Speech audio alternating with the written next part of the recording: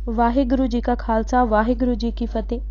Punjabi audio book YouTube channel सुन रहे सारे ਸਰੋਤਿਆਂ ਨੂੰ ਮੇਰੇ ਸੁਤੰਤਰ ਕੌਰ ਵੱਲੋਂ ਪਿਆਰ ਭਰੀ ਸਤਿ ਸ਼੍ਰੀ ਅਕਾਲ।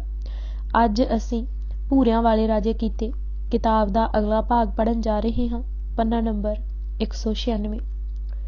ਸੂਬੇਦਾਰਾਂ ਵੱਲੋਂ ਸਿੱਖਾਂ ਉੱਤੇ ਤਾਬੜਤੋੜ ਅਤਿਆਚਾਰ। ਸਿੱਖਾਂ ਦੀ ਕਤਲਾਮ ਦੇ ਸ਼ਾਹੀ ਫਰਮਾਨ ਨੂੰ ਸਰਹੰਦ, ਲਾਹੌਰ ਅਤੇ ਜੰਮੂ ਦੇ ਸੂਬੇਦਾਰਾਂ ਅੱਖਰ ਅੱਖਰ ਪੂਰਾ ਕੀਤਾ। ਬਾਦਸ਼ਾਹ ਦੀਆਂ ਨਜ਼ਰਾਂ ਵਿੱਚ ਚੰਗੇ ਬਣਨ ਲਈ ਇੱਕ ਦੂਜੇ ਤੋਂ ਅੱਗੇ ਲੰਘਣ ਲਈ ਬੇਪਨਾਹ ਸਿੱਖਾਂ, ਔਰਤਾਂ, ਬੁੱਢੇ ਬੱਚਿਆਂ ਉੱਤੇ ਉਹ ਜ਼ੁਲਮ ਢਾਏ ਕਿ ਚੰਗੇਜ਼ ਅਤੇ ਹਲਾਕੂ ਵੀ ਆਪਣੀਆਂ ਕਬਰਾਂ ਵਿੱਚ ਕੰਬ ਉੱਠੇ। ਇਸ ਸਾਰੇ ਜ਼ੁਲਮੀ ਕਾਰੋਬਾਰ ਦਾ ਨਿਗਰਾਨ ਅਬਦੁਸ ਸਮਦ ਖਾਨ ਗਵਰਨਰ ਲਾਹੌਰ ਸੀ। ਇਸ ਨੇ ਹਰ ਪਿੰਡ ਦੇ ਲੰਬੜਦਾਰ ਪਾਸੋਂ ਲਿਖਤ ਕਰਾ ਲਈ ਕਿ ਉਹ ਕਿਸੇ ਸਿੱਖ ਨੂੰ ਪਿੰਡ ਵਿੱਚ ਵਸਣ ਨਹੀਂ ਦੇਣਗੇ। ਜੇ ਕੋਈ ਸਿੱਖ ਉਹਨਾਂ ਦੇ ਅੜਿੱਕਿਆ ਜਾਏ ਤਾਂ ਉਹ ਫੜ ਕੇ ਲਾਗੇ ਦੇ ਥਾਣੇ ਵਿੱਚ ਛੱਡ ਆਉਣਗੇ। ਜੋ ਉਹਨਾਂ ਦੇ ਕਾਬੂ ਨਾ ਆਵੇ ਉਹਨਾਂ ਦੀ ਮੌਜੂਦਗੀ ਦੀ ਖਬਰ ਸਰਕਾਰੀ ਅਫਸਰਾਂ ਨੂੰ ਦਿੱਤੀ ਜਾਏ। ਸੂਈਏ ਪਿੰਡੋਂ ਪਿੰਡ ਫਿਰ ਕੇ ਤਸਦੀਕ ਕਰਦੇ ਕਿ ਪਿੰਡਾਂ ਦੇ ਮੁਖੀ ਅਤੇ ਲੰਬੜਦਾਰ ਸਰਕਾਰੀ ਹੁਕਮਾਂ ਦੀ ਪੂਰੀ ਤਮੀਲ ਕਰਦੇ ਹਨ ਕਿ ਨਹੀਂ।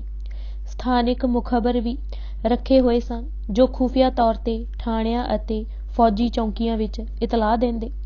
ਇਹਨਾਂ ਨੇ ਸਿੱਖਾਂ ਦੀ ਬਰਬਾਦੀ ਲਈ ਆਪਣੇ ਵੱਲੋਂ ਵੀ ਇਨਾਮ ਦੀਆਂ ਰਕਮਾਂ ਨਿਯਤ ਕੀਤੀਆਂ ਹੋਈਆਂ ਸਨ। ਜਿਵੇਂ ਸਿੱਖ ਦੀ ਮੌਜੂਦਗੀ ਦੀ 10 ਪਾਉਣ ਵਾਲੇ ਨੂੰ 10 ਰੁਪਏ, ਸਿੱਖ ਨੂੰ ਵਿਖਾਉਣ ਵਾਲੇ ਨੂੰ 20 ਰੁਪਏ, ਜੋ ਸਿੱਖ ਨੂੰ ਫੜਾਉਣ ਵਿੱਚ ਸਹਾਇਤਾ ਕਰੇ ਉਸ ਨੂੰ 40 ਰੁਪਏ ਅਤੇ ਜਿਹੜਾ ਸਿੱਖ ਦਾ ਸਿਰ ਵੱਢ ਕੇ ਲੈ ਆਵੇ ਉਸ ਨੂੰ 80 ਰੁਪਏ। ਔਰੰਗਜ਼ੇਬ ਦੇ ਸਮੇਂ ਤੋਂ ਹੀ ਹਿੰਦੂਆਂ ਨੂੰ ਅਤੇ ਵਿਸ਼ੇਸ਼ ਕਰਕੇ ਸਿੱਖਾਂ ਨੂੰ ਚਫੇਰਿਓਂ ਜਿੱਚ ਕਰਕੇ ਇਸਲਾਮ ਦੇ ਘੇਰੇ ਵਿੱਚ ਲਿਆਉਣ ਦੇ ਯਤਨ ਕੀਤੇ ਜਾਂਦੇ ਸਨ। ਕੱਠ ਮੁੱਲਿਆਂ ਦੀ ਤਾਂ ਅਸਲੋਂ ਚੜ੍ਹ ਮੱਚੀ ਰਹਿੰਦੀ। ਬਹਾਦਰ ਸ਼ਾਹ, ਫਰਖਸ਼ੀਰ ਅਤੇ ਜ਼ਕਰੀਆ ਖਾਂ ਵੇਲੇ ਤਾਂ ਮੂਲੋਂ ਹੀ ਅੱਤ ਹੋ ਗਈ ਸੀ। ਉਹਨਾਂ ਦਿਨਾਂ ਵਿੱਚ ਪੀਣ ਵਾਲਾ ਪਾਣੀ ਭਰਨ ਲਈ ਹਿੰਦੂ ਸਿੱਖਾਂ ਅਤੇ ਮੁਸਲਮਾਨਾਂ ਦੇ ਅੱਡ ਅੱਡ ਆਪਣੇ ਖੂਹ ਹੁੰਦੇ ਸਨ। ਹਿੰਦੂਆਂ ਸਿੱਖਾਂ ਦੇ ਖੂਹਾਂ ਵਿੱਚ ਮਿਥ ਕੇ ਜ਼ਿਬਾ ਕੀਤੀਆਂ ਗਊਆਂ ਦੀਆਂ ਆਂਦਰਾਂ, ਹੱਡੀਆਂ ਆਦਿ ਸੁੱਟ ਦਿੱਤੀਆਂ ਜਾਂਦੀਆਂ ਤਾਂ ਕਿ ਇਹ ਮਜਬੂਰ ਹੋ ਕੇ ਮੁਸਲਮਾਨਾਂ ਵਾਲੇ ਖੂਹਾਂ ਤੋਂ ਪਾਣੀ ਭਰਨ ਜਿੱਥੇ ਚਮੜੇ ਦਾ ਬੋਕਾ ਚੱਲਦਾ ਸੀ ਅਤੇ ਜਿਸ ਦੀ ਧਾਰਮਿਕ ਪੱਖੋਂ ਉਹਨਾਂ ਨੂੰ ਮਨਾਹੀ ਸੀ। ਖੁੱਲ੍ਹੇ ਤੌਰ ਤੇ ਹਿੰਦੂ ਮਹੱਲਿਆਂ ਵਿੱਚ ਜਾਣ ਬੁੱਝ ਕੇ ਹਿੰਦੂ ਦਿਨ ਦਿਹਾੜਾਂ ਵੇਲੇ ਗਾਵਾਂ, ਵੱਛੇ, ਵੱਛੀਆਂ ਹਲਾਲ ਕੀਤੇ ਜਾਂਦੇ। ਜਿੱਥੇ ਮੁਸਲਮਾਨਾਂ ਦਾ ਜ਼ਿਆਦਾ ਜ਼ੋਰ ਹੁੰਦਾ ਉਹ ਹਿੰਦੂਆਂ ਨੂੰ ਮਜਬੂਰ ਕਰਦੇ ਕਿ ਉਹ ਗਾਂ, ਵਹਿੜ, ਜੂੜ ਢਾਹ ਕੇ ਕਾਬੂ ਕਰਨ ਅਤੇ ਛੁਰੀ, ਕਸਾਈ ਜਾਂ ਕੋਈ ਦੂਜਾ ਮੁਸਲਮਾਨ ਫੇਰਦਾ। ਮੁਸਲਮਾਨੀ ਰਾਜ ਗੈਰ ਮੁਸਲਮਾਨਾਂ ਵਾਸਤੇ ਨਰਕ ਦੇ ਨਿਆਈ ਸੀ। ਹਰ ਪਾਸਿਓਂ ਬੇਪਤੀ, ਦੁਰੇ ਲੁੱਟ ਘਸੁੱਟ, ਧਾਰਮਿਕ ਰਹੁ ਰੀਤਾਂ ਜਾਂ ਵੱਡੇ ਤਿਉਹਾਰ ਕੀ ਮਜਾਲ ਕੋਈ ਮਨਾ ਸਕੇ। ਇੱਜ਼ਤ ਆਬਰੂ ਹਰ ਵੇਲੇ ਖਤਰੇ ਵਿੱਚ। ਇਸੇ ਦੁੱਖੋਂ ਮਜਬੂਰ ਹੋ ਕੇ ਲੋਕ ਛੋਟੀ ਉਮਰ ਵਿੱਚ ਹੀ ਬੱਚੀਆਂ ਦੀਆਂ ਸ਼ਾਦੀਆਂ ਕਰ ਦਿੰਦੇ। ਜੇਵਰ ਪਾਉਣਾ ਤਾਂ ਇੱਕ ਪਾਸੇ, ਕੋਈ ਚੱਜ ਦਾ ਲੀੜਾ ਕੱਪੜਾ ਵੀ ਨਹੀਂ ਸੀ ਪਾ ਸਕਦਾ। ਚੰਗਾ ਸੋਹਣਾ ਪਸ਼ੂ ਡੰਗਰ, ਖਾਸ ਕਰਕੇ ਘੋੜਾ ਘੋੜੀ ਵੇਖਦਿਆਂ ਜਾਂ ਦੱਸ ਪੈਂਦਿਆਂ ਸਾਰ ਖੋਹ ਲੈਂਦੇ। ਜੇ ਕਿਸੇ ਜ਼ੁਲਮ ਜ਼ਬਰ ਦੀ ਫਰਿਆਦ ਕਾਜ਼ੀ ਦੀ ਅਦਾਲਤ ਵਿੱਚ ਜਾਂਦੀ, ਹਿੰਦੂ ਦਾ ਪੱਖ ਭਾਵੇਂ ਕਿੰਨਾ ਸੱਚਾ ਤੇ ਭਾਰਾ ਹੁੰਦਾ, ਜੇ ਦਾਅਵਾ ਮੁਸਲਮਾਨ ਤੇ ਹੁੰਦਾ ਤਾਂ ਇਹ ਅਟੱਲ ਸੀ ਕਿ ਫੈਸਲਾ ਮਜ਼ਲੂਮ ਹਿੰਦੂ ਦੇ ਉਲਟ ਅਤੇ ਮੁਸਲਮਾਨ ਦੇ ਹੱਕ ਵਿੱਚ ਜਾਂਦਾ। ਜ਼ੁਲਮ ਜ਼ਬਰ ਦਾ ਇਹੋ ਜਿਹਾ ਸ਼ੋਰ ਸੀ ਕਿ ਕੋਈ ਉੱਚਾ ਨਾ ਤਾਂ ਰੋ ਸਕਦਾ ਸੀ ਨਾ ਹੌਂਕਾ ਲੈ ਸਕਦਾ। ਇਹ ਸੀ ਸੱਚਾ ਸੁੱਚਾ ਢੰਗ ਇਸਲਾਮ ਦੇ ਵਾਅਦੇ ਦਾ। ਗੈਰ ਮੁਸਲਮਾਨਾਂ ਉੱਤੇ ਹਰ ਤਰ੍ਹਾਂ ਦੀ ਤੱਦੀ ਸਖਤੀ ਅਤੇ ਉਹਨਾਂ ਤੋਂ ਲੁੱਟ ਖੋਹ ਨਾਲ ਮੋਮਣ ਦੇ ਪੌ 12 ਸਨ। ਦੁਨਿਆਵੀ ਮਾਲ ਦੌਲਤ ਹੱਥ ਆਉਂਦਾ, ਲੌਡੀਆਂ, ਦਾਸੀਆਂ ਅਤੇ ਗੁਲਾਮ ਦਸਤਿਆਬ ਹੁੰਦੇ। ਇਸਲਾਮ ਦੇ ਵਾਅਦੇ ਨਾਲ ਮੋਮਨਾਂ ਨੂੰ ਬੇਉੜਕ ਸੁਆਬ ਅਤੇ ਜੰਨਤ ਦੇ ਦਰਵਾਜ਼ੇ ਖੁੱਲ੍ਹੇ। 70 ਹੁਰਾਂ ਅਤੇ ਖੂਬਸੂਰਤ ਲੌਂਡੇ ਕਿੱਡਾ ਲਾਭਦਾਇਕ ਸੌਦਾ ਹੈ। ਕਿਸੇ ਹਿੰਦੂ ਸਿੱਖ ਨੂੰ ਮਾਰ ਲਵੋ ਜਾਂ ਮੁਸਲਮਾਨ ਬਣਾ ਲਵੋ, ਉਤਲੀਆਂ ਨਫਾ ਬਖਸ਼ ਰਿਆਇਤਾਂ ਦਾ ਪੱਕਾ ਪੱਟਾ ਮੋਮਨਾਂ ਦੇ ਨਾਂ। ਪਾਠਕ ਆਪ ਹੀ ਅਨੁਭਵ ਕਰ ਲੈਣ ਕਿ ਉਸ ਵੇਲੇ ਹਿੰਦੁਸਤਾਨ ਅਤੇ ਖਾਸ ਕਰ ਪੰਜਾਬ ਵਿੱਚ ਕਿਸ ਕਿਸਮ ਦੀ ਹਨੇਰਗਰਦੀ ਹੋਵੇਗੀ। ਸਿੱਖ ਪੰਜਾਬ ਦੇ ਪਿੰਡਾਂ ਅਤੇ ਮੈਦਾਨਾਂ 'ਚੋਂ ਅਲੋਪ ਹੋ ਗਏ। ਬੰਦਾ ਸਿੰਘ ਦੇ ਸ਼ਹੀਦ ਹੋ ਜਾਣ ਪਿੱਛੋਂ ਕੋਈ ਐਸਾ ਤਕੜਾ ਸਿੱਖ ਆਗੂ ਨਾ ਰਿਹਾ ਜੋ ਸਿੱਖਾਂ ਦੀ ਖਿਲਰੀ ਪੁਲਰੀ ਸ਼ਕਤੀ ਨੂੰ ਮੁੜ ਸੰਗਠਿਤ ਕਰਕੇ ਹਕੂਮਤ ਦੇ ਜ਼ੁਲਮ ਜਬਰ ਵਿਰੁੱਧ ਲਾਮਬੰਦ ਕਰ ਸਕੇ। ਯੋਗ ਅਗਵਾਈ, ਹੌਸਲਾ, ਹੱਠ, ਆਪਸੀ ਪ੍ਰੇਮ ਅਤੇ ਸੁਹਿਰਦਤਾ ਤੋਂ ਬਿਨਾਂ ਮੁਸੀਬਤਾਂ ਅਤੇ ਔਂਕੜਾਂ ਦਾ ਮੁਕਾਬਲਾ ਕਠਿਨ ਹੋ ਜਾਂਦਾ ਹੈ। ਮੁਸੀਬਤਾਂ ਫਿਰ ਇੱਕ ਇੱਕ ਕਰਕੇ ਨਹੀਂ ਆਉਂਦੀਆਂ, ਸਗੋਂ ਉਹਨਾਂ ਦੇ ਪਰਿਆਂ ਦੇ ਪਰੇ ਵੱਜ ਕੇ ਆਉਂਦੇ ਹਨ। ਸਵੱਲਿਆਂ ਭਾਗਾਂ ਨਾਲ ਜੇ ਉਪਰੋਕਤ ਗੁਣਾਂ ਵਾਲਾ ਆਗੂ ਕੌਮ ਨੂੰ ਮਿਲ ਜਾਵੇ ਤਾਂ ਤੇ ਉਹ ਤੂਫਾਨਾਂ ਵਿੱਚੋਂ ਵੀ ਬੇੜੇ ਨੂੰ ਕੱਢ ਕੇ ਬੰਨੇ ਲੈ ਆਉਂਦਾ ਹੈ। ਇਸ ਵੇਲੇ ਸਿੱਖਾਂ ਦੀ ਦਿਸ਼ਾ ਬੜੀ ਤਰਸਯੋਗ ਬਣੀ ਹੋਈ ਸੀ। ਤੱਤ ਖਾਲਸੇ ਦਾ ਇੱਕ ਵੱਡਾ ਹਿੱਸਾ ਬੰਦਾ ਸਿੰਘ ਦੇ ਹੁੰਦਿਆਂ ਹੀ ਨਾਰਾਜ਼ ਹੋ ਕੇ ਅੱਡ ਹੋ ਗਿਆ ਸੀ। ਸਰਕਾਰਾਂ ਤਾਂ ਇਹੋ ਜਿਹਾ ਮੌਕਿਆਂ ਨੂੰ ਢਾਹ ਕੇ ਲੱਭਦੀਆਂ ਹੁੰਦੀਆਂ ਨੇ। ਮੁਗਲ ਸਰਕਾਰ ਨੇ ਇਹਨਾਂ ਨੂੰ ਮੁਲਾਜ਼ਮਤਾਂ ਅਤੇ ਜਗੀਰਾਂ ਦੇ ਕੇ ਸਿੱਖਾਂ ਵਿੱਚ ਆਪਸੀ ਪਾੜੇ ਨੂੰ ਹੋਰ ਵੱਡਾ ਅਤੇ ਡੂੰਘਾ ਕਰ ਛੱਡਿਆ ਸੀ। ਜਦ ਬੰਦਾ ਸਿੰਘ ਨੂੰ ਮਾਰ ਲਿਆ ਤਾਂ ਤੱਤ ਖਾਲਸੇ ਦੇ ਜਥਿਆਂ ਦੀ ਸਰਕਾਰ ਨੂੰ ਕੀ ਲੋੜ ਸੀ। ਇਹ ਸਿੱਖ ਵੀ ਭਾਂਪ ਗਏ ਕਿ ਹੁਣ ਖੈਰ ਉਹਨਾਂ ਦੀ ਵੀ ਨਹੀਂ। ਜੋ ਹਥਿਆਰ, ਘੋੜੇ ਅਤੇ ਸਰਕਾਰੀ ਸਾਜੋ ਸਮਾਨ ਹੱਥ ਆਇਆ ਲੈ ਕੇ ਹਰਨ ਹੋ ਗਏ। ਜੋ ਕਾਬੂ ਆ ਗਏ ਸਭ ਕਤਲ ਕਰ ਦਿੱਤੇ ਗਏ।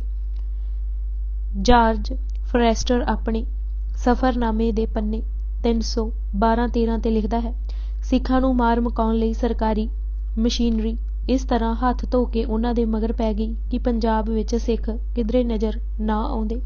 ਜਿਨ੍ਹਾਂ ਨੂੰ ਜਾਨ ਨਾਲੋਂ ਧਰਮ ਪਿਆਰਾ ਸੀ ਉਹ ਘਰ ਘਾਟ ਛੱਡ ਕੇ ਪਹਾੜਾਂ ਵਿੱਚ ਜਾ ਵੜੇ। ਕਈ ਕੇਸ ਕਟਾ ਅਤੇ ਬਾਹਰੀ ਚਿੰਨ੍ਹ ਤਿਆਗ ਕੇ ਦਿਨ ਕਟੀ ਕਰਨ ਲੱਗੇ। ਇਹ ਭੇਖੀ ਅਤੇ ਨਕਲੀ ਸਿੱਖ ਹੋ ਸਕਦੇ ਹਨ। ਬੰਦਾ ਸਿੰਘ ਨੇ ਜਦ ਮੁਗਲ ਰਾਜ ਦਾ ਪੰਜਾਬ ਦੇ ਵੱਡੇ ਹਿੱਸੇ ਵਿੱਚੋਂ ਖਾਤਮਾ ਕਰਕੇ ਲੋਕਾਂ ਦੇ ਭਲੇ ਵਾਲਾ ਰਾਜ ਪ੍ਰਬੰਧ ਕਾਇਮ ਕਰ ਦਿੱਤਾ, ਮੁਗਲਾਂ ਦਾ ਜਗੀਰਦਾਰੀ ਢਾਂਚਾ ਖਤਮ ਕਰਕੇ ਜ਼ਮੀਨ ਹਲ ਵਾਹਕਾਂ ਨੂੰ ਦੇ ਕੇ ਪੱਕੇ ਮਾਲਕ ਬਣਾ ਦਿੱਤਾ, ਜਜ਼ੀਆ ਇੱਕ ਸਿਰਿਓਂ ਖਤਮ ਕਰ ਦਿੱਤਾ, ਲੋਕਾਂ ਤੋਂ ਸਾਰੀਆਂ ਹੀ ਛੱਟਾਂ ਲਾਹ ਦਿੱਤੀਆਂ, ਤਾਂ ਬੰਦਾ ਸਿੰਘ ਦਾ ਨੇੜ ਹਾਸਿਲ ਕਰਨ ਲਈ ਅਨੇਕਾਂ ਮੌਕਾ ਪ੍ਰਸਤ ਸਿੱਖਾਂ ਦੇ ਜ਼ਾਰਾ ਚਿੰਨ੍ਹ ਰੱਖ ਕੇ ਸਿੱਖੀ ਭੇਸ ਵਿੱਚ ਹੋ ਗਏ।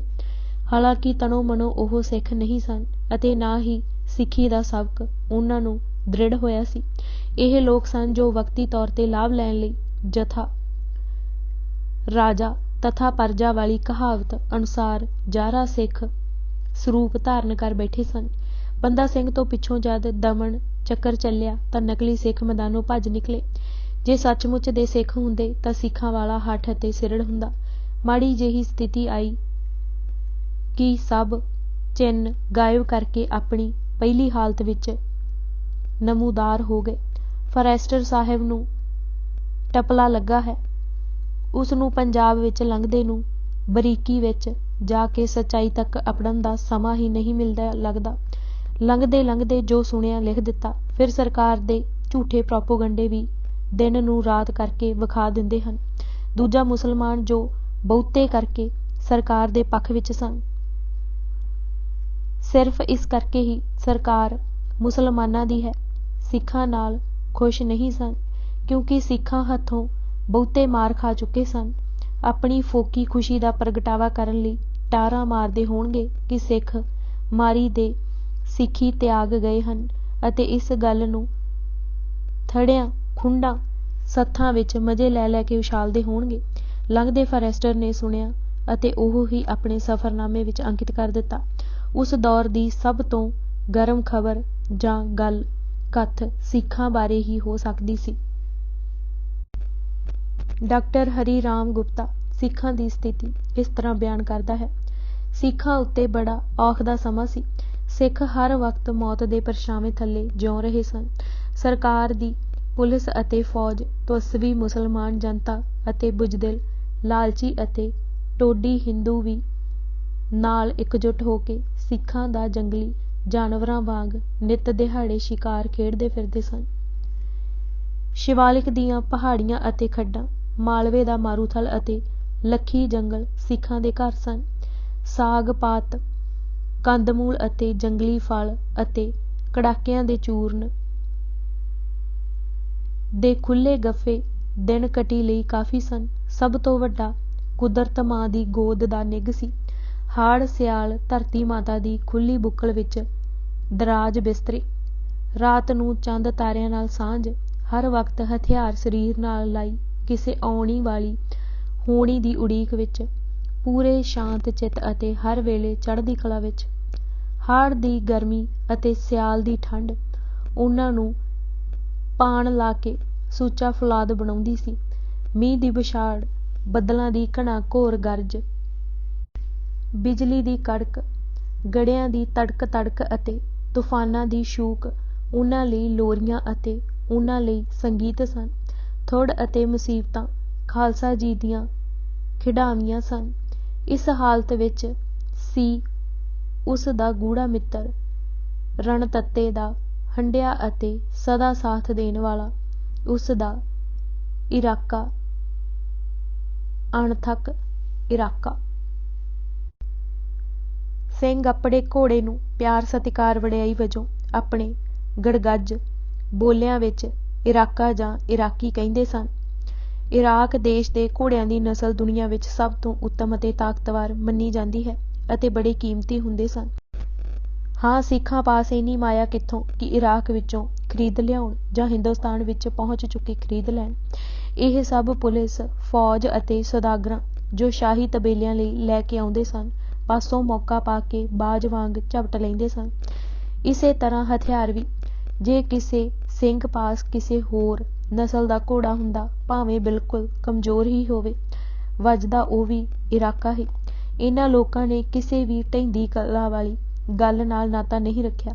ਹਮੇਸ਼ਾ ਚੜ੍ਹਦੀ ਕਲਾ ਅਤੇ ਨਿਸ਼ਾਨਾ ਫਤਿਹ। ਮੌਤ ਜਿਸ ਤੋਂ ਬਾਕੀ 84 ਡਰਦੀ ਹੈ, ਸਿੰਘਾਂ ਲਈ ਤੁੱਛ ਹੈ। ਕਿਸੇ ਦੇ ਅਕਾਲ ਚਲਾਣੇ ਦੇ ਕਹਿਣਗੇ, ਫਲਾਨਾ ਸਿੰਘ ਚੜ੍ਹਾਈ ਕਰ ਗਿਆ ਹੈ ਜਾਂ ਫਤਿਹ ਗਜਾ ਗਿਆ ਹੈ। ਸਿੰਘਾਂ ਤੇ ਹਕੂਮਤੀ ਜ਼ਬਰ ਦੀ ਅੱਤ, ਮੁਸੀਬਤਾਂ, ਮੁਸ਼ਕਲਾਂ, ਥੁੜਾਂ ਅਤੇ ਸਿਰ ਉੱਤੇ ਹਰ ਸਮੇਂ ਮੌਤ ਦਾ ਪਰਛਾਵਾਂ ਅਤੇ ਜੰਗਲਾਂ, ਬੇਲਿਆਂ, ਛੰਬਾਂ ਅਤੇ ਪਹਾੜਾਂ ਦੀਆਂ ਖੱਡਾਂ ਦੀ ਰਿਹਾਇਸ਼ ਨੇ ਆਪਣੀ ਖੁਸ਼ਹਾਲੀ ਵਿੱਚ ਢਾਲ ਅਤੇ ਉੱਥੋਂ ਅੱਗਾਂ ਦੇ ਦੇ ਕੇ ਸਿੰਘਾਂ ਨੂੰ ਕੁੰਦਨ ਬਣਾ ਦਿੱਤਾ। ਮੁਸੀਬਤਾਂ ਅਤੇ ਔਕੜਾਂ ਸਮੇਂ ਹੀ ਇਸ਼ਨਾਨ ਅਤੇ ਫਿਰ ਕੌਮਾਂ ਦੇ ਜੌਹਰ ਨਿਖਰਦੇ ਹਨ। ਜਿੰਨੀ ਸਖਤਾਈ ਅਤੇ ਕਸ਼ਟ ਕੋਈ ਝੱਲੇਗਾ, ਓਨਾ ਹੀ ਸਰੀਰਕ ਅਤੇ ਮਾਨਸਿਕ ਤੌਰ ਤੇ ਉਹ ਚਟਾਨ ਵਰਗਾ ਮਜ਼ਬੂਤ ਬਣਦਾ ਜਾਵੇਗਾ। ਸਖਤ ਹਾਲਾਤ ਵਿੱਚ ਦੀ ਲੰਘਣ ਵਾਲਾ ਮਜ਼ਬੂਤ ਅਤੇ ਬਹਾਦਰ ਬਣਦਾ ਹੈ। ਮਜ਼ਬੂਤ ਹੋ ਕੇ ਫਿਰ ਮਹਾਨ ਅਤੇ ਉੱਤਮ ਬਣਦਾ ਹੈ। ਮੁਸੀਬਤਾਂ ਦੀਆਂ ਕਾਲੀਆਂ ਬੋਲੀਆਂ ਰਾਤਾਂ ਵਿੱਚ ਵੀ ਉਹ ਆਪਣਾ ਰਾਹ ਉਜਾਗਰ ਕਰਕੇ ਅਗਾਂਹ ਮੰਜ਼ਿਲ ਵੱਲ ਵੱਧਦਾ ਹੈ। ਜ਼ਿੰਦਗੀ ਅਮੁੱਕ ਜੱਦੋ-ਜਹਿਦ ਦੀ ਲੜੀ ਬਣ ਜਾਂਦੀ ਹੈ, ਜਿਸ ਵਿੱਚ ਬੜੇ ਬੜੇ ਕਾਰਨਾਮੇ ਵਜੂਦ ਵਿੱਚ ਆਉਂਦੇ ਹਨ। ਪੈਰ ਪੈਰ ਤੇ ਬੇਮਿਸਾਲ ਬਹਾਦਰੀ ਆਪਣੇ ਚਮਤਕਾਰ ਵਿਖਾਉਂਦੀ ਹੈ, ਜੋ ਕਾਗਜ਼ ਤੇ ਤਾਂ ਭਾਵੇਂ ਨਾ ਹੋਵੇ, ਪਰ ਸੀਨਿਆਂ ਵਿੱਚ ਰੂਹ ਦੀ ਪੱਟੀ ਤੇ ਅੰਕਿਤ ਹੋ ਜਾਂਦੀ ਹੈ। ਬਹਾਦਰੀ, ਨਿਸ਼ਚਾ, ਦ੍ਰਿੜਤਾ, ਹਠ, ਤਿਆਗ ਅਤੇ ਸਦਾ ਚੜ੍ਹਦੀ ਕਲਾ ਵਿੱਚ ਰਹਿਣ ਵਾਲੀ ਸਪਿਰਿਟ, ਇਹ ਸਾਰੇ ਗੁਣ ਨਿੱਕਿਆਂ ਨਿੱਕਿਆਂ ਬੁੱਲਿਆਂ ਦੀ ਸ਼ਕਲ ਤੋਂ ਉੱਠ ਕੇ ਤੂਫਾਨਾਂ ਦਾ ਰੂਪ ਧਾਰਨ ਕਰ ਲੈਂਦੇ ਹਨ, ਜੋ ਰਸਤੇ ਵਿੱਚ ਖੜੀਆਂ ਹੋਣ ਵਾਲੀਆਂ ਭਿਆਨਕ ਔਕੜਾਂ ਦੇ ਝਾੜ ਬੂਟ ਅਤੇ ਵੱਡੇ ਵੱਡੇ ਰੁੱਖ ਜੜ੍ਹੋਂ ਪੁੱਟ ਕੇ ਪਾਸੇ ਵਗਾ ਮਾਰਦਾ ਹੈ। ਮੁਸੀਬਤਾਂ ਅਤੇ ਕਸ਼ਟ ਹੀ ਹੀਰੋ ਪੈਦਾ ਕਰਦੇ ਹਨ।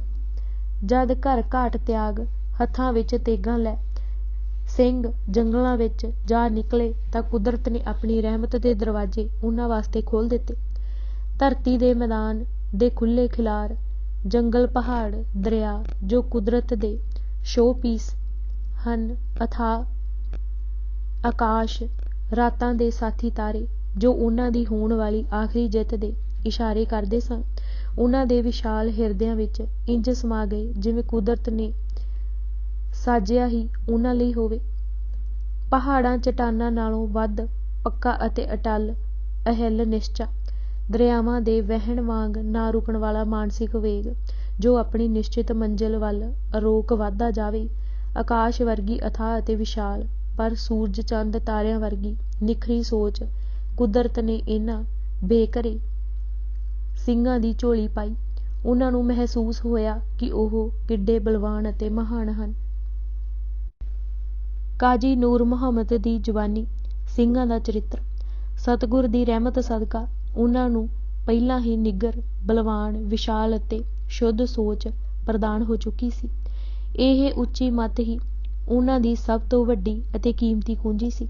ਘਰ ਘਾਟ ਛੱਡ ਜਦ ਜੰਗਲਾਂ ਵਿੱਚ ਆਣ ਡੇਰੇ ਲਾਏ ਤਾਂ ਉਹਨਾਂ ਨੂੰ ਕੋਈ ਥੁੜ ਨਹੀਂ ਜਾਪੀ, ਸਗੋਂ ਅਟੁੱਟ ਵਿਸ਼ਵਾਸ ਕੀਤਾ ਕਿ ਕੁਦਰਤ ਨੇ ਆਪਣੇ ਸਾਰੇ ਖਜ਼ਾਨੇ ਉਹਨਾਂ ਹੱਥ ਦੇ ਦਿੱਤੇ ਹਨ। ਰੂਹ ਦੀ ਵਡਮੁੱਲੀ ਦੌਲਤ, ਆਨੰਦ ਦੀ ਬਖਸ਼ਿਸ਼ ਨਾਲ ਉਹ ਮਾਲਾ ਮਾਲ ਹੋ ਗਏ ਹਨ।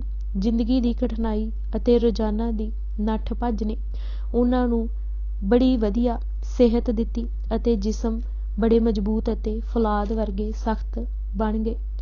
ਚੁਸਤ ਫੁਰਤ, ਤੌਰ ਲਈ ਮਜ਼ਬੂਤ ਲੱਤਾਂ, ਹਰ ਹਰਕਤ ਹੀ ਤੇਜ਼ੀ ਵਾਲੀ। ਘੋੜੇ ਦੀ ਪਿੱਠ ਤੇ ਸੌਂ ਕੋਹ ਪੈਂਡਾ ਕਰਨਾ ਰੋਜ਼ ਦੀ ਖੇਡ ਸੀ। ਪੈਦਲ ਸਿੰਘ ਵੀ ਮਗਰੇ ਉਸੇ ਸ਼ਾਮ ਨੂੰ 100 ਕੋਹ ਨਿਬੇੜ ਕੇ ਸਾਥੀਆਂ ਨਾਲ ਆ ਮਿਲਦੇ। ਰਾਤ ਨੂੰ ਹੀ ਕੁਝ ਘੰਟੇ ਆਰਾਮ ਕਰਦੇ। ਅਗਲੇ ਦਿਨ ਫਿਰ ਉਹ ਹਾਲ। ਸਰੀਰ ਦੀ ਮਜ਼ਬੂਤੀ ਦਾ ਇਹ ਹਾਲ ਕਿ ਜੋ ਕੋਈ ਸਿੰਘ ਵਲਾਇਤੀ ਘੋੜੇ ਨੂੰ ਲੱਤ ਮਾਰੇ ਤਾਂ ਥਾਂ ਤੇ ਹੀ ਮਾਰ ਦੇਵੇ। 1768 ਈਸਵੀ ਵਿੱਚ ਜਦ ਕਾਜ਼ੀ ਨੂਰ ਮੁਹੰਮਦ ਨੇ ਵੇਖਿਆ ਸੀ ਤਾਂ ਉਹ ਇਹ ਤਾਕਤ ਤੱਕ ਕੇ ਦੰਗ ਰਹਿ ਗਿਆ ਸੀ। ਉਸ ਸਮੇਂ ਉਹ ਕਲਾਤ ਦੇ ਨਵਾਬ ਨਸੀਰ ਖਾਂ ਨਾਲ ਸੀ। ਜਦ ਨਸੀਰ ਖਾਂ ਸਿੱਖਾਂ ਨੂੰ ਧਰਤੀ ਤੋਂ ਮਿਟਾ ਦੇਣ ਦਾ ਤਹੱਈਆ ਕਰਕੇ ਚੜ੍ਹ ਕੇ ਆਏ, ਅਹਿਮਦ ਸ਼ਾਹ ਦੁਰਾਨੀ ਦਾ ਇਮਦਾਦੀ ਬਣ ਕੇ ਆਇਆ ਸੀ। ਕਾਜ਼ੀ ਨੂਰ ਮੁਹੰਮਦ ਫਾਰਸੀ ਦਾ ਸ਼ਾਇਰ ਵੀ ਸੀ।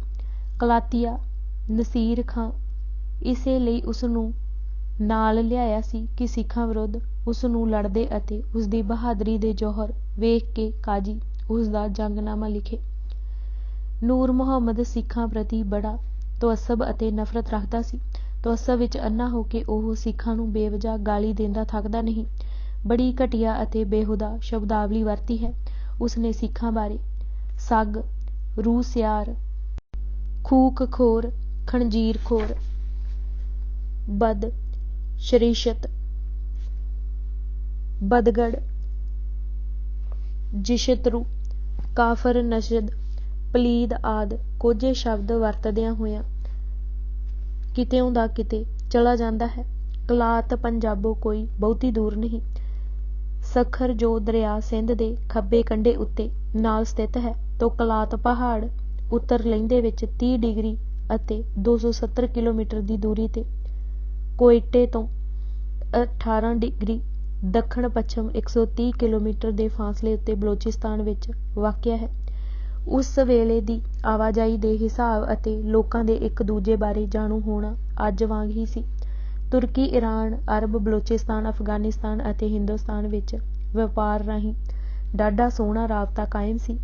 ਇਹ ਸਪਸ਼ਟ ਹੈ ਕਿ ਅਫਗਾਨਿਸਤਾਨ ਔਰੰਗਜ਼ੇਬ ਤੋਂ ਪਿੱਛੋਂ ਮੁਹੰਮਦ ਸ਼ਾਹ ਰੰਗੀਲੇ ਤੱਕ ਕਿਸੇ ਨਾ ਕਿਸੇ ਸ਼ਕਲ ਵਿੱਚ ਹਿੰਦੁਸਤਾਨ ਦੇ ਅਧੀਨ ਰਿਹਾ ਹੈ।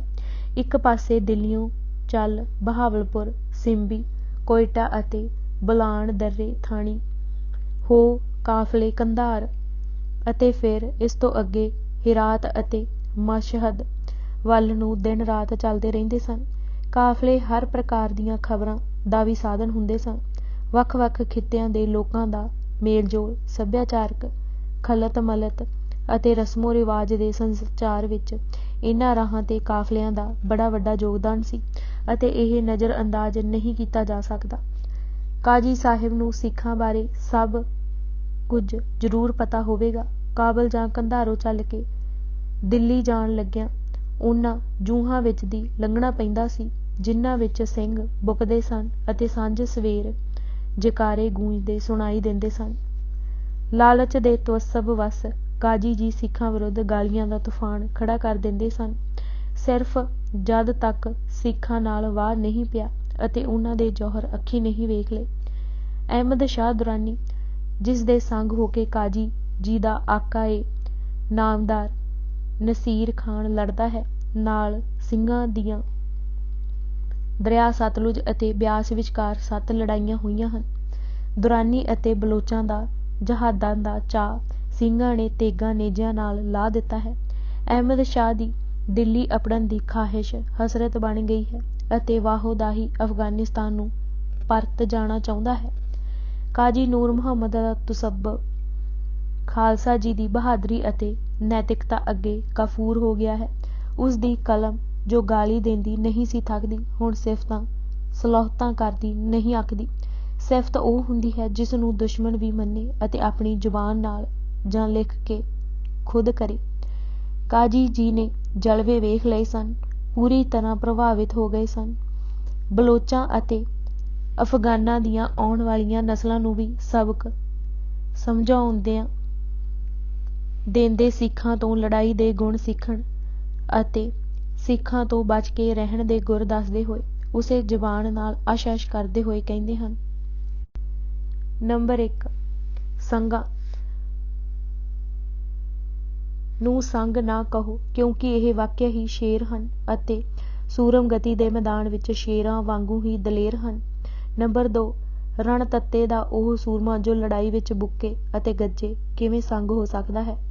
ਨੰਬਰ 3, ਜੇ ਤੈਨੂੰ ਲੜਾਈ ਦਾ ਹੁਨਰ ਸਿੱਖਣ ਦੀ ਖਾਹਿਸ਼ ਹੈ ਤਾਂ ਜੰਗ ਦੇ ਮੈਦਾਨ ਵਿੱਚ ਇਹਨਾਂ ਦੇ ਸਾਹਮਣੇ ਹੋ। ਨੰਬਰ 4, ਉਹ ਤੈਨੂੰ ਲੜਾਈ ਦੇ ਅਜਿਹੇ ਢੰਗ ਸਿਖਾਉਣਗੇ ਕਿ ਸਾਰੇ ਵਾਹ ਵਾਹ ਪਏ ਕਹਿਣਗੇ। ਨੰਬਰ 5, ਨੰਬਰ 6, ਹੇ ਤਲਵਾਰ ਧਾਰੀ ਸੂਰਮੇ, ਜੇ ਤੇਰੇ ਮਨ ਵਿੱਚ ਲੜਾਈ ਸਿੱਖਣ ਦੀ ਚਾਹ ਹੈ ਤਾਂ ਇਹਨਾਂ ਪਾਸੋਂ ਸਿੱਖ ਕਿ ਕਿਵੇਂ ਸੂਰਬੀਰਾਂ ਵਾਂਗ ਵੈਰੀ ਦੇ ਸਨਮੁਖ ਹੋਣਾ ਚਾਹੀਦਾ ਹੈ, ਆਪਣਾ ਕੰਮ ਕਰਕੇ ਅਤੇ ਲੜਾਈ ਵਿੱਚੋਂ ਕਿਵੇਂ ਆਪਣੇ ਆਪ ਨੂੰ ਵੈਰੀ ਤੋਂ ਸਾਫ਼ ਬਚਾ ਲਿਜਾਈਦਾ ਹੈ। ਨੰਬਰ 7, ਸਿੰਘ ਸ਼ਬਦ ਬਾਰੇ ਸਮਝ ਲੈ ਕਿ ਇਹ ਇਹਨਾਂ ਦਾ ਲਕਬ ਹੈ। ਇਹ ਨਿਆਂ ਤੋਂ ਦੂਰ ਦੀ ਗੱਲ ਹੈ, ਭਾਵ ਇਹ ਇਨਸਾਫ ਦੀ ਗੱਲ ਨਹੀਂ ਕਿ ਇਸ ਸ਼ਬਦ ਸਿੰਘ ਨੂੰ ਸੱਗ ਪੜ੍ਹਿਆ ਜਾਏ। ਨੰਬਰ 8, ਨੰਬਰ 9, ਐ ਗੱਭਰੂ, ਜੇ ਤੈਨੂੰ ਹਿੰਦੀ ਬੋਲੀ ਦੀ ਵਕਾਫੀ ਨਹੀਂ ਤਾਂ ਸੁਣ, ਸਿੰਘ ਦੇ ਅਰਥ ਸ਼ੇਰ ਹਨ। ਲੜਾਈ ਸਮੇਂ ਤਾਂ ਇਹ ਸੱਚਮੁੱਚ ਹੀ ਸ਼ੇਰ ਹੁੰਦੇ ਹਨ ਕਿ ਮੌਜ ਮੇਲੇ ਸਮੇਂ ਹਾਤਮ ਤੋਂ ਵੀ ਵੱਧ ਹਨ। ਨੰਬਰ 10, ਜਦ ਇਹ ਹੱਥ ਵਿੱਚ ਹਿੰਦੁਸਤਾਨ ਦੀ ਬਣੀ ਤੇਗ ਫੜ ਲੈਂਦੇ ਹਨ ਤਾਂ ਹਿੰਦ ਤੋਂ ਸਿੰਧ ਦੇਸ਼ ਤੱਕ ਮਾਰਦੇ ਲਿਤਾੜਦੇ ਚਲੇ ਜਾਂਦੇ ਹਨ। ਨੰਬਰ 11, ਕੋਈ ਆਦਮੀ ਇਹਨਾਂ ਦੇ ਸਾਹਮਣੇ ਅੜ ਨਹੀਂ ਸਕਦਾ, ਭਾਵੇਂ ਉਹ ਕਿੱਡਾ ਵੀ ਬਲਵਾਨ ਸੂਰਮਾ ਕਿਉਂ ਨਾ ਹੋਵੇ। ਨੰਬਰ 12, ਜਦ ਇਹ ਹੱਥਾਂ ਵਿੱਚ ਨੇਜੇ ਫੜ ਲੈਂਦੇ ਹਨ ਤਾਂ ਵੈਰੀ ਦੀ ਸੈਨਾ ਵਿੱਚ ਭਾਜਣਾ ਪਾ ਦਿੰਦੇ ਹਨ। ਨੰਬਰ 13, ਜਦ ਉਹ ਨੇਜੇ ਦਾ ਸਿਰਾ ਅਸਮਾਨ ਵੱਲ ਚੁੱਕਦੇ ਹਨ ਤਾਂ ਇਹ ਕੋ ਕਾਫ ਪਹਾੜ ਵੀ ਹੋਵੇ ਤਾਂ ਉਸਨੂੰ ਵੀ ਚੀਰ ਪਾੜ ਦਿੰਦੇ ਹਨ। ਨੰਬਰ 14, 15, ਜਦ ਇਹ ਤਾਸ਼ਕੰਦ ਦੀ ਬਣੀ ਮਜ਼ਬੂਤ ਕਮਾਨ ਤੇ ਚਿਲਾ ਚੜਾਉਂਦੇ ਹਨ ਅਤੇ ਵੈਰੀ ਦੀ ਜਾਨ ਕੱਢ ਲੈਣ ਵਾਲਾ ਤੀਰ ਉਸ ਵਿੱਚ ਜੋੜ ਲੈਂਦੇ ਹਨ ਅਤੇ ਜਦ ਉਹਨਾਂ ਦੀ ਕਮਾਨ ਦਾ ਚਿੱਲਾ ਖਿੱਚਿਆ ਹੋਇਆ ਤੀਰ ਰੱਖ ਕੇ ਖਿੱਚੀ ਹੋਈ ਤੰਦੀ ਕੰਨ ਤੱਕ ਪੁੱਜਦਾ ਹੈ ਤਾਂ ਵੈਰੀ ਦਾ ਸਰੀਰ ਕੰਬਣ ਲੱਗ ਪੈਂਦਾ ਹੈ। ਨੰਬਰ 16, ਜਦ ਇਹਨਾਂ ਦਾ ਸਫਾ ਜੰਗ ਟਕੂਆ ਜੰਗੀ ਕੁਹਾੜਾ ਜਰਾ ਬਖਤਰ ਸੰਜੋ ਚਿਲਤਾ ਉੱਤੇ ਵੱਜਦਾ ਹੈ ਤਾਂ ਵੈਰੀ ਦੇ ਸਰੀਰ ਦਾ ਜਰਾ ਬਰਕਤ ਹੀ ਉਸ ਦਾ ਖਫਣ ਬਣ ਜਾਂਦਾ ਹੈ। ਨੰਬਰ 17, ਸਰੀਰ ਪੱਖੋਂ ਇਹਨਾਂ ਚੋਂ ਹਰ ਇੱਕ ਪਹਾੜ ਦਾ ਇੱਕ ਟੁਕੜਾ ਹੈ। ਜਾਹੋ ਜਲਾਲ ਵਿੱਚ ਹਰ ਕੋਈ 50 ਆਦਮੀਆਂ ਤੋਂ ਵੀ ਵੱਧ ਹੈ।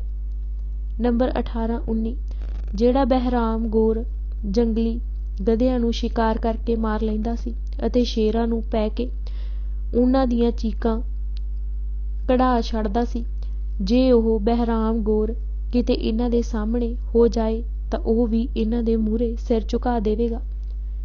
ਨੰਬਰ 20, 21, ਇਹ ਹਥਿਆਰ ਛੱਡ ਕੇ ਲੜਾਈ ਵੇਲੇ ਜਦ ਬੰਦੂਕ ਹੱਥ ਵਿੱਚ ਫੜ ਲੈਂਦੇ ਹਨ ਤਾਂ ਸ਼ੇਰਾਂ ਵਾਂਗ ਬੁਕਦੇ, ਨਾਅਰੇ ਮਾਰਦੇ, ਛਾਲਾਂ ਮਾਰਦੇ ਮੈਦਾਨ ਵਿੱਚ ਆਣ ਨਿੱਤਰਦੇ ਹਨ। ਨੰਬਰ 22, ਕਈਆਂ ਦੀਆਂ ਛਾਤੀਆਂ ਪਾੜ ਦਿੰਦੇ ਹਨ ਅਤੇ ਅਨੇਕਾਂ ਦਾ ਖੂਨ ਮਿੱਟੀ ਵਿੱਚ ਮਿਲਾ ਦਿੰਦੇ ਹਨ। ਨੰਬਰ 23, ਤੂੰ ਇਉਂ ਕਹਿ, ਇਹ ਬੰਦੂਕ ਪੁਰਾਣੇ ਸਮੇਂ ਵਿੱਚ ਇਹਨਾਂ ਸੰਗਾਂ ਦੀ ਕਾਢ ਕੱਢੀ ਹੋਈ ਹੈ, ਲੁਕਮਾਨ ਹਕੀਮ ਦੀ ਨਹੀਂ। ਨੰਬਰ 24, ਬੰਦੂਕਚੀ ਤਾਂ ਭਾਵੇਂ ਹੋਰ ਵੀ ਬਥੇਰੇ ਹਨ, ਪਰ ਇਸ ਦੇ ਚਲਾਉਣ ਦਾ ਹੁਨਰ ਇਹਨਾਂ ਨਾਲੋਂ ਵੱਧ ਕੇ ਹੋਰ ਕੋਈ ਨਹੀਂ ਜਾਣਦਾ। ਨੰਬਰ 25, ਜੰਗ ਵਿੱਚ ਅੱਗੇ ਪਿੱਛੇ ਸੱਜੇ ਖੱਬੇ ਇਹ ਸੈਂਕੜੇ ਹੀ ਗੋਲੀਆਂ ਚਲਾਈ ਜਾਂਦੇ ਹਨ। ਨੰਬਰ 26, 27, ਜੇ ਤੈਨੂੰ ਮੇਰੀ ਇਸ ਗੱਲ ਤੇ ਯਕੀਨ ਨਾ ਆਵੇ ਤਾਂ ਤੇਗਾਂ ਵਾਹੁਣ ਵਾਲੇ ਸੂਰਬੀਰਾਂ ਤੋਂ ਪੁੱਛ ਲਵੋ, ਉਹ ਮੇਰੇ ਇਸ ਕਹੇ ਤੋਂ ਵੀ ਵੱਧ ਦੱਸਣਗੇ ਅਤੇ ਇਹਨਾਂ ਦੀ ਲੜਾਈ ਨੂੰ ਆਫਰੀਨ ਕਹਿਣਗੇ। ਨੰਬਰ 28 ਮੇਰੀ ਇਸ ਗੱਲ ਦੇ ਗਵਾਹ ਉਹ 30,000 ਬਹਾਦਰ ਜੰਗਜੂ ਹਨ ਜੋ ਇਹਨਾਂ ਸਾਹਮਣੇ ਹੋ ਕੇ ਮੈਦਾਨੇ ਜੰਗ ਵਿੱਚ ਲੜਦੇ ਹਨ। ਨੰਬਰ 29 ਜੇ ਇਹਨਾਂ ਦੀਆਂ ਫੌਜਾਂ ਵਿੱਚ ਭਗਦੜ ਮੱਚ ਜਾਵੇ ਤਾਂ ਐ ਵੀਰ ਬਹਾਦਰ ਇਸ ਨੂੰ ਭਗਦੜ ਨਾ ਸਮਝੀ। ਨੰਬਰ 30 ਕਿਉਂਕਿ ਲੜਾਈ ਸਮੇਂ ਇਹ ਵੀ ਇਹਨਾਂ ਦਾ ਇੱਕ ਢੰਗ ਹੈ, ਇਹਨਾਂ ਦੇ ਇਸ ਜਾਲ ਫਰੇਬ ਤੋਂ ਬਚੋ, ਦੁਬਾਰਾ ਬਚੋ। ਨੰਬਰ 31-32 ਇਹਨਾਂ ਦਾ ਦਾਉ ਇਸ ਲਈ ਵੀ ਭਰਦਾ ਹੈ ਕਿ ਵੈਰੀ ਹਾਵੀ ਹੋ ਕੇ ਗੁੱਸੇ ਵਿੱਚ ਬਿਫਰਿਆ ਹੋਇਆ ਇਹਨਾਂ ਦੇ ਪਿੱਛੇ ਦੌੜ ਕੇ ਲੱਗ ਤੁਰਦਾ ਹੈ ਅਤੇ ਆਪਣੇ ਲਸ਼ਕਰ ਦੀ ਸਹਾਇਤਾ ਤੋਂ ਦੂਰ ਨਿਕਲ ਜਾਂਦਾ ਹੈ। ਨੰਬਰ 33 ਤਾਂ ਫਿਰ ਇਹ ਪਿੱਛੇ ਨੂੰ ਮੂੰਹ ਕਰਕੇ ਮੁੜ ਪੈਂਦੇ ਹਨ ਅਤੇ ਜੇ ਮੂਹਰੇ ਫਿਰ ਪਾਣੀ ਵੀ ਹੋਵੇ ਤਾਂ ਉਸਨੂੰ ਵੀ ਅੱਗ ਲਾ ਦਿੰਦੇ ਹਨ। ਨੰਬਰ 34 ਉਹਨਾਂ ਦੇ ਲੜਾਈ ਦੇ ਹੁਨਰ ਤੋਂ ਬਿਨਾਂ ਇੱਕ ਹੋਰ ਗੱਲ ਸੁਣ ਜਿਸ ਕਰਕੇ ਇਹ ਹੋਰਨਾਂ ਸਭ ਸੂਰਬੀਰਾਂ ਨਾਲੋਂ ਅੱਗੇ ਹਨ, ਵੱਧ ਚੜ੍ਹ ਕੇ ਹਨ। ਨੰਬਰ 35 ਇਹ ਕਿਸੇ ਵੀ ਨਾਮਰਦ ਜੋ ਲੜਾਈ ਵਿੱਚ ਹਥਿਆਰ ਸੁੱਟ ਕੇ ਪਾਸੇ ਹੋ ਜਾਵੇ ਨੂੰ ਨਹੀਂ ਮਾਰਦੇ ਅਤੇ ਨਾ ਹੀ ਰਣ ਵਿੱਚੋਂ ਭੱਜ ਕੇ ਨਿਕਲੇ ਪਿੱਛੇ ਪੈ ਕੇ ਉਸਨੂੰ ਰੋਕਣ ਹੀ ਜਾਂਦੇ ਹਨ। ਨੰਬਰ 36 ਲੁੱਟ ਮਾਰ ਵੇਲੇ ਉਹ ਕਿਸੇ ਔਰਤ ਦਾ ਮਾਲ ਧਨ ਜਾਂ ਗਹਿਣਾ ਨਹੀਂ ਖੋਹਦੇ, ਭਾਵੇਂ ਉਹ ਸਵਾਣੀ ਹੋਵੇ ਭਾਵੇਂ ਗੋਲੀ ਦਾਸੀ। ਨੰਬਰ 37 ਇਹ ਸੱਗਾਂ ਵਿੱਚ ਵਿਵਚਾਰ ਵੀ ਨਹੀਂ ਹੈ ਅਤੇ ਨਾ ਹੀ ਇਹਨਾਂ ਭੈੜੀਆਂ ਰਗਾਂ ਵਾਲਿਆਂ ਨੂੰ ਚੋਰੀ ਦੀ ਆਦਤ ਹੈ। ਨੰਬਰ 38 ਜਨਾਨੀ ਭਾਵੇਂ ਜਵਾਨ ਹੋਵੇ ਜਾਂ ਬੁੱਢੀ ਠੇਰੀ ਉਸਨੂੰ ਕਹਿੰਦੇ ਹਨ ਬੁੱਢੀਏ ਇੱਕ ਪਾਸੇ ਹਟ ਜਾ। ਨੰਬਰ 39 ਹਿੰਦੁਸਤਾਨ ਬੋਲੀ ਵਿੱਚ ਬੁੱਢੀ ਸ਼ਬਦ ਦੇ ਅਰਥ ਹਨ ਵਡੇਰੀ ਉਮਰ ਵਾਲੀ ਮਾਤਾ ਸਮਾਨ। ਨੰਬਰ 40 ਇਹਨਾਂ ਵਿੱਚ ਨਾ ਚੋਰੀ ਹੈ ਨਾ ਇਹਨਾਂ ਭੈੜੀਆਂ ਰਗਾਂ ਵਾਲਿਆਂ ਵਿੱਚ ਕੋਈ ਸੰਨਾ ਮਾਰਨ ਵਾਲਾ ਹੁੰਦਾ ਹੈ। ਨੰਬਰ 41 ਵਿਭਚਾਰੀ ਅਤੇ ਸੰਨਾ ਮਾਰਨ ਵਾਲੇ ਨਾਲ ਇਹ ਦੋਸਤੀ ਨਹੀਂ ਪਾਉਂਦੇ, ਉਂਝ ਭਾਵੇਂ ਇਹਨਾਂ ਦੀਆਂ ਹੋਰ ਗੱਲਾਂ ਚੰਗੀਆਂ ਹਨ। ਕਾਜੀ ਨੇ ਭਾਵੇਂ 1765 ਈਸਵੀ ਵਿੱਚ ਸਿੰਘਾਂ ਦੇ ਮੈਦਾਨੇ ਜੰਗ ਵਿੱਚ ਮਰਦਾਨਗੀ ਦੇ ਜੌਹਰਾਂ ਅਤੇ ਉਹਨਾਂ ਦੇ ਉੱਚੇ ਸੁੱਚੇ ਆਚਰਣ ਬਾਰੇ ਆਪ ਮੁਹਾਰਾ ਜ਼ਿਕਰ ਕੀਤਾ ਹੈ, ਪਰ ਇਹ ਗੱਲ ਮੰਨਣਯੋਗ ਹੈ ਕਿ ਦੂਜੇ ਮੁਸਲਮਾਨ ਇਤਿਹਾਸਕਾਰਾਂ ਜੋ ਆਪਣੇ ਤੁਅੱਸਬ ਕੱਟੜ ਫਿਰਕੂਪੁਣਾ ਅਤੇ ਈਰਖਾ ਦੇ ਸਾੜੇ ਵਿੱਚ ਗ੍ਰਸਤ ਹੋਏ ਸੱਚ ਪਰਥਾਏ ਤੰਗ ਨਜ਼ਰੀ ਦੀ ਅਤੇ ਥੋੜ ਦਿਲੀ ਦੀ ਅੱਖਾਂ ਉੱਤੇ ਪੱਟੀ ਬੰਨੀ ਬੈਠੇ ਸਨ, ਨਾਲੋਂ ਸਭ ਤੋਂ ਪਹਿਲਾਂ ਇਹਨਾਂ ਅਣਮੋਲ ਗੁਣਾਂ ਤੋਂ ਗਦ-ਗਦ ਹੋ ਕੇ ਤੁਅੱਸਬ ਨੂੰ ਛੱਡ ਅਸਲੀਅਤ ਦਾ ਜ਼ਿਕਰ ਕਰਦਾ ਹੈ। ਸਖ਼ਤ ਔਖੀ ਜ਼ਿੰਦਗੀ ਨੇ ਸਿੱਖਾਂ ਨੂੰ ਜੋ ਦਿਨ ਰਾਤ ਘੋੜਿਆਂ ਦੀਆਂ ਕਾਠੀਆਂ ਤੇ ਜਾਂ ਪੈਦਲ ਵੈਰੀ ਨਾਲ ਜੂਝਦੇ ਫਿਰਦੇ ਸਨ, ਬੜੀਆਂ ਵਡਮੁੱਲੀਆਂ ਨਿਆਮਤਾਂ ਪ੍ਰਦਾਨ ਕੀਤੀਆਂ। ਉਹਨਾਂ ਦੀ ਸਿਹਤ, ਤਾਕਤ, ਤੇਜ਼ ਰਫ਼ਤਾਰੀ, ਨਸ ਭੱਜ ਦਾ ਕੋਈ ਮੁਕਾਬਲਾ ਨਹੀਂ ਸੀ। ਸ਼ਕਤੀਸ਼ਾਲੀ ਲੰਮੀਆਂ ਬਾਹਾਂ, ਫੌਲਾਦ ਵਰਗੀਆਂ ਮਜ਼ਬੂਤ ਲੱਤਾਂ, ਬਲੌਰ ਵਾਂਗ ਚਮਕਦੀਆਂ ਅੱਖਾਂ, ਗਿੱਠ-ਗਿੱਠ ਚੌੜੇ ਮੱਥੇ, ਸਵਾ ਹੱਥ ਚੌੜੀਆਂ ਛਾਤੀਆਂ, ਦਗ-ਦਗ ਕਰਦੇ ਲਾਲ ਸੁਰਖ ਚਿਹਰੇ, ਸ਼ਾਹ ਕਾਲੇ ਲੰਮੇ ਕੇਸ, ਲਾਲਾਂ ਦੇ ਟੁਕੜਿਆਂ ਵਰਗੇ ਸੁਰਖ ਬੁੱਲ੍ਹ ਅਤੇ ਚਿੱਟੇ ਦੰਦ, ਸੋਹਣੇ ਭਰਵੇਂ ਦਾੜ੍ਹੇ ਅਤੇ ਕੁੰਡਲਾਂ ਵਾਲੇ ਮੁਸ਼ਹਿਰੇ, ਅਰੋਗ ਫੌਲਾਦੀ ਸਰੀਰ ਉਹਨਾਂ ਨੂੰ ਕੁਦਰਤ ਵੱਲੋਂ ਬਖਸ਼ੇ ਹੋਏ ਤੋਹਫ਼ੇ ਸਨ। ਸਮੇਂ ਦੀ ਬੇਰਹਿਮ ਸਰਕਾਰ ਨੇ ਉਹਨਾਂ ਉੱਤੇ ਆਪਣੇ ਜ਼ੁਲਮ ਜ਼ਬਰ ਅਤੇ ਮੌਤ ਦਾ ਤੰਬੂ ਤਾਣ ਕੇ ਅਨੇਰ ਵਰਤਾਇਆ ਹੋਇਆ ਸੀ। ਮੁਸੀਬਤਾਂ ਮੁਸ਼ਕਲਾਂ ਦੇ ਕੰਢਿਆਂ ਤੇ ਜਿੱਲਣ ਵਿੱਚ ਉਹਨਾਂ ਦੇ ਪੈਰ ਧਸਾਏ ਹੋਏ ਸਨ, ਪਰ ਉਹਨਾਂ ਦੇ ਹਿਰਦਿਆਂ ਵਿੱਚ ਵਿਵੇਕ ਬੁੱਧੀ ਦਾ ਪ੍ਰਕਾਸ਼ ਸੀ। ਉਹ ਪੂਰੀ ਤਰ੍ਹਾਂ ਸ਼ਾਂਤ ਚਿੱਤ ਸਨ ਅਤੇ ਸਬਰ ਸੰਤੋਖ ਅਤੇ ਧੀਰਜ ਨਾਲ ਖਿੜੇ ਮੱਥੇ ਜ਼ਿੰਦਗੀ ਦੀਆਂ ਔਕੜਾਂ ਦਾ ਮੁਕਾਬਲਾ ਕਰ ਰਹੇ ਸਨ। ਫਿਕਰ ਚਿੰਤਾ ਦੁਨਿਆਵੀ ਧੰਦਿਆਂ ਝੰਜਟਾਂ ਅਤੇ ਲੱਗ ਲਪੇਟ ਤੋਂ ਅਟੰਕ ਸ਼ੁੱਧ ਹਿਰਦਿਆਂ ਵਾਲੇ ਅਤੇ ਆਚਰਣਾਤਮਕ ਸਿਖਰਾਂ ਦੇ ਸ਼ਹਿਨਸ਼ਾਹ ਇਹ ਸਨ ਕੁਦਰਤ ਦੀ ਗੋਦੀ। ਜੰਗਲਾਂ ਬੇਲਿਆਂ ਵਿੱਚ ਆਨੰਦਮਈ ਵਸਣ ਵਾਲੇ ਸਾਊ ਪਰ ਰਾਠ ਖਾਲਸੇ, ਜਿਨ੍ਹਾਂ ਨੂੰ ਸਫਾ-ਏ-ਹਸਤੀ ਤੋਂ ਮਲੀਆ ਮੇਟ ਕਰ ਦੇਣ ਲਈ ਮੁਗਲਿਆ ਸਰਕਾਰ ਅੱਡੀ ਚੋਟੀ ਦਾ ਜ਼ੋਰ ਲਾ ਰਹੀ ਸੀ ਅਤੇ ਉਹ ਹੱਥਾਂ ਵਿੱਚ ਤੇਗਾਂ ਲੈ ਕੇ ਸਰਕਾਰ ਨੂੰ ਦਮੋ ਕੱਢ ਖਾਰੇ ਸਮੁੰਦਰ ਗਰਕ ਕਰ ਦੇਣ ਦਾ ਨਿਸ਼ਚਾ ਧਾਰ ਕੇ ਦਿੱਲੀ ਅਤੇ ਲਾਹੌਰ ਦੀਆਂ ਸਰਕਾਰਾਂ ਨੂੰ ਲਲਕਾਰ ਰਹੇ ਸਨ। ਮਾਤਾ ਸੁੰਦਰੀ ਜੀ ਅਤੇ ਪਾਲਿਕ ਅਜੀਤ ਸਿੰਘ ਦਸ਼ਮੇਸ਼ ਜੀ ਦੇ ਮਹਿਲ ਮਾਤਾ ਸੁੰਦਰੀ ਜੀ ਦਿੱਲੀ ਰਹਿੰਦੇ ਸਨ। ਉਹ ਆਪਣੇ ਵਾਹਿਗੁਰੂ ਦੀ ਯਾਦ ਵਿੱਚ ਸਮੇਂ ਦੇ ਸਿਆਸੀ ਉਤਾਰ ਚੜ੍ਹਾਅ ਤੋਂ ਅਟੰਕ ਅਤੇ ਸਿੱਖਾਂ ਦੀ ਆਤਮ ਅਗਵਾਈ ਅਤੇ ਗਰੀਬਾਂ ਦੀ ਸਹਾਇਤਾ ਕਰਦੇ ਹੋਏ ਆਪਣੇ ਦਿਨ ਕੱਟ ਰਹੇ ਸਨ। ਸਿੱਖਾਂ ਵਿਰੁੱਧ ਮੁਗਲਾਂ ਦੇ ਦਮਨ ਚੱਕਰ ਨੇ ਉਹਨਾਂ ਨੂੰ ਵੀ ਸੁੱਖ ਦਾ ਸਾਹ ਨਾ ਲੈਣ ਦਿੱਤਾ। ਉਹਨਾਂ ਇੱਕ ਲੜਕੇ ਨੂੰ ਗੋਦ ਲੈ ਕੇ ਉਸਦਾ ਨਾਂ ਆਪਣੇ ਸ਼ਹੀਦ ਹੋ ਚੁੱਕੇ ਸਾਹਿਬਜ਼ਾਦੇ ਦੇ ਨਾਂ 'ਤੇ ਅਜੀਤ ਸਿੰਘ ਰੱਖਿਆ। ਉਹ ਜਦ ਵੱਡਾ ਹੋਇਆ ਤਾਂ ਉਹ ਆਏ ਸਵਾਲੀਆਂ ਦੀ ਲੋੜ ਖੁੱਲ੍ਹੇ ਹੱਥੀਂ ਪੂਰੀ ਕਰਦਾ। ਇੱਕ ਮੁਸਲਮਾਨ ਮੰਗਤਾ ਰੋਜ਼ ਹੀ ਉਸ ਪਾਸ ਆਉਂਦਾ, ਜਿਸ ਨੂੰ ਅਜੀਤ ਸਿੰਘ ਦਾਨ ਦਿਆ ਕਰਦਾ। ਇੱਕ ਦਿਨ ਉਹ ਗਿੱਝੇ ਹੋਏ ਫਕੀਰ ਨੇ ਉਸ ਤੋਂ ਬਹੁਤ ਕੀਮਤੀ ਚੀਜ਼ ਅਤੇ ਰੁਪਏ ਭਿੱਖਿਆ ਵਜੋਂ ਮੰਗੇ ਅਤੇ ਇੰਨੀ ਜਿੱਦ ਕੀਤੀ ਕਿ ਖਹਿੜਾ ਹੀ ਨਾ ਛੱਡੇ। ਜਦ ਉਸ ਨੂੰ ਰੋਜ਼ ਨਾਲੋਂ ਵੱਧ ਬਖਸ਼ੀਸ਼ ਦਿੱਤੀ ਤਾਂ ਉਸਨੇ ਕਬੂਲ ਨਾ ਕੀਤੀ ਅਤੇ ਉਲਟਾ ਅੱਗੋਂ ਉਸ ਨੂੰ ਕਬੋਲ ਬੋਲੇ। ਤੈਸ਼ ਵਿੱਚ ਆ ਕੇ ਅਜੀਤ ਸਿੰਘ ਨੇ ਉਸ ਨੂੰ ਮਾਰਿਆ, ਜਿਸ ਨਾਲ ਉਸ ਦੀ ਮੌਤ ਹੋ ਗਈ। ਮੁਸਲਮਾਨਾਂ ਬੜਾ ਫਤੂਰ ਮਚਾਇਆ। ਬਾਦਸ਼ਾਹ ਪਾਸ ਸ਼ਿਕਾਇਤ ਕੀਤੀ। ਬਾਦਸ਼ਾਹ ਨੇ ਬਗੈਰ ਮੁਆਮਲੇ ਦੀ ਤਹਿ ਤੱਕ ਜਾਣ ਦੇ ਅਜੀਤ ਸਿੰਘ ਨੂੰ ਮੌਤ ਦੀ ਸਜ਼ਾ ਦੇ ਦਿੱਤੀ। ਇਸ ਹੁਕਮ ਦੀ ਪੂਰਤੀ ਲਈ ਉਸ ਨੂੰ ਹਾਥੀ ਦੀ ਲੱਤ ਨਾਲ ਬੰਨ੍ਹ ਕੇ ਬਾਜ਼ਾਰਾਂ ਗਲੀਆਂ ਵਿੱਚ ਘਸੀਟਿਆ ਗਿਆ। ਇੱਕ ਤੰਗ ਮੋੜ ਤੋਂ ਹਾਥੀ ਭੜਕ ਉੱਠਿਆ ਅਤੇ ਪਿੱਛੇ ਨੂੰ ਮੁੜਦੇ ਹੋਏ ਨੇ ਪੈਰ ਥੱਲੇ ਲੈ ਕੇ ਉਸ ਦਾ ਸਿਰ ਕੁਚਲ ਦਿੱਤਾ। ਮਾਤਾ ਸੁੰਦਰੀ ਜੀ ਮਜਬੂਰੀ ਦੀ ਹਾਲਤ ਵਿੱਚ ਘਰ ਬਾਹਰ ਛੱਡ ਕੇ ਮਥੁਰਾ ਚਲੇ ਗਏ।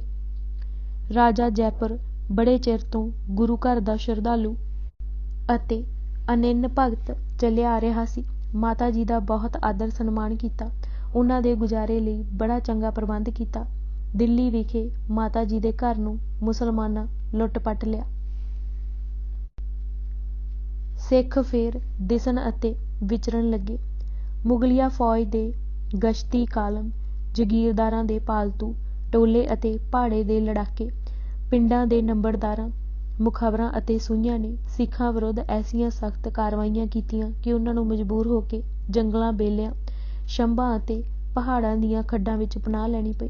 ਸਿੱਖ ਮੈਦਾਨ 'ਚੋਂ ਦਿਸਣੋਂ ਹਟ ਗਏ। ਸਧਾਰਨ ਆਦਮੀ ਨੂੰ ਇੰਜ ਭਾਸਣ ਲੱਗਾ ਕਿ ਸਿੱਖਾਂ ਦਾ ਅਸਲੋਂ ਹੀ ਖਾਤਮਾ ਕਰ ਦਿੱਤਾ ਗਿਆ ਹੈ, ਹੁਣ ਕਿਧਰੇ ਸਿਰ ਨਹੀਂ ਉਠਾ ਸਕਣਗੇ। ਸਿੱਖਾਂ ਉੱਤੇ ਪੁੱਜ ਕੇ ਜ਼ੁਲਮ ਹੋਏ। ਸਰਕਾਰੀ ਢਾਂਚਾ ਬਿਲਕੁਲ ਵੈਰ ਪਿਆ ਹੋਇਆ ਸੀ। ਸਿਵਾਏ ਵਾਹਿਗੁਰੂ ਤੋਂ ਕੋਈ ਆਸਰਾ ਨਹੀਂ ਸੀ। ਇਸ ਮਾਰ ਨੇ ਸਿੱਖਾਂ ਦਾ ਵਿਗਾੜਿਆ ਤਾਂ ਜ਼ਰੂਰ, ਪਰ ਸੰਵਾਰਿਆ ਬਹੁਤ ਜ਼ਿਆਦਾ। ਜ਼ਬਰ ਦੇ ਸਾਹਮਣੇ ਉਹ ਲਿਫੇ ਜਾਂ ਝੁਕੇ ਨਹੀਂ, ਭੈ-ਭੀਤ ਹੋ ਕੇ ਦਿਲ ਨਹੀਂ ਛੱਡਿਆ। ਉਹਨਾਂ ਉੱਤੇ ਹੋਈ ਸਖਤੀ ਨੇ ਉਹਨਾਂ ਨੂੰ ਪੋਲਿਆ ਨਹੀਂ ਪਾਇਆ, ਮਾਰ ਨਾਲ ਕੁਚਲੇ ਨਹੀਂ ਗਏ, ਸਗੋਂ ਮਾਰ ਖਾ ਖਾ ਕੇ ਉਹ ਸੁੱਚਾ ਫੌਲਾਦ ਬਣ ਗਏ। ਇਸ ਮਾਰ-ਕੁੱਟ ਨੇ ਉਹਨਾਂ ਨੂੰ ਐਸਾ ਸਖਤ ਬਣਾ ਦਿੱਤਾ ਕਿ ਸਰਕਾਰੀ ਮਸ਼ੀਨਰੀ ਮਹਿਸੂਸ ਕਰਨ ਲੱਗ ਪਈ ਕਿ ਇਹ ਲੋਕ ਉਹਨਾਂ ਦੇ ਮਾਰਿਆਂ ਮਰਨ ਵਾਲੇ ਨਹੀਂ। 2 ਕੁ ਸਾਲਾਂ ਪਿੱਛੋਂ ਕਿਤੇ-ਕਿਤੇ ਉਹਨਾਂ ਫੇਰ ਦਰਸ਼ਨ ਦੇਣੇ ਸ਼ੁਰੂ ਕਰ ਦਿੱਤੇ। ਛੇਤੀ ਹੀ ਲਾਹੌਰੋਂ ਦਿੱਲੀ ਖ਼ਬਰਾਂ ਪੁੱਜਣੀਆਂ ਸ਼ੁਰੂ ਹੋ ਗਈਆਂ ਕਿ ਪਹਾੜਾਂ ਦੇ ਪੈਰਾਂ 'ਤੇ, ਲੱਖੀ ਜੰਗਲ ਦੇ ਕੰਢੇ 'ਤੇ, ਨਾਲ-ਨਾਲ ਅਤੇ ਮਾਲਵੇ ਦੇ ਟਿੱਬਿਆਂ ਵਿੱਚ ਸਿੰਘਾਂ ਆਪਣੀ ਰਾਠਾਚਾਰੀ ਸ਼ੁਰੂ ਕਰ ਦਿੱਤੀ ਹੈ। ਉਹ ਸਰਕਾਰ ਦੇ ਸਹਾਇਕ ਜਗੀਰਦਾਰਾਂ ਅਤੇ ਮੁਖਬਰਾਂ ਤੋਂ ਬਦਲਾ ਲੈ ਰਹੇ ਹਨ। ਸਰਕਾਰ, ਆਮਿਲ ਅਤੇ ਠਾਣੇ ਉਹਨਾਂ ਦੇ ਹਮਲਿਆਂ ਦਾ ਖਾਸ ਨਿਸ਼ਾਨਾ ਬਣ ਰਹੇ ਹਨ। ਉਹ ਇੰਨੇ ਦੀਦਾ ਦਲੇਰ ਹੋ ਗਏ ਕਿ ਆਪਣੀਆਂ ਪਨਾਹਗਾਹਾਂ 'ਚੋਂ ਦਿਨ ਦੀਵੀ ਨਿਕਲ ਕੇ ਲੁੱਟ-ਮਾਰ ਕਰਕੇ ਲੈ ਜਾਂਦੇ ਹਨ ਅਤੇ ਇਹ ਕੰਮ ਦਿਨ-ਬ-ਦਿਨ ਵੱਧਦਾ ਜਾ ਰਿਹਾ ਹੈ। ਪੰਜਾਬ ਵਿੱਚ ਚੁੱਲ੍ਹਿਆਂ ਚੌਂਤਰਿਆਂ ਦੇ ਆਸ-ਪਾਸ, ਖੇਤਾਂ ਅਤੇ ਸੱਥਾਂ ਵਿੱਚ ਬਸ ਇੱਕ ਹੀ ਜ਼ਿਕਰ ਚੱਲ ਰਿਹਾ ਸੀ ਕਿ ਇਹ ਮਾਰੂ ਮੁਕਾਏ ਸਿੱਖ ਕਿੱਥੋਂ ਨਿਕਲ ਆਏ ਹਨ।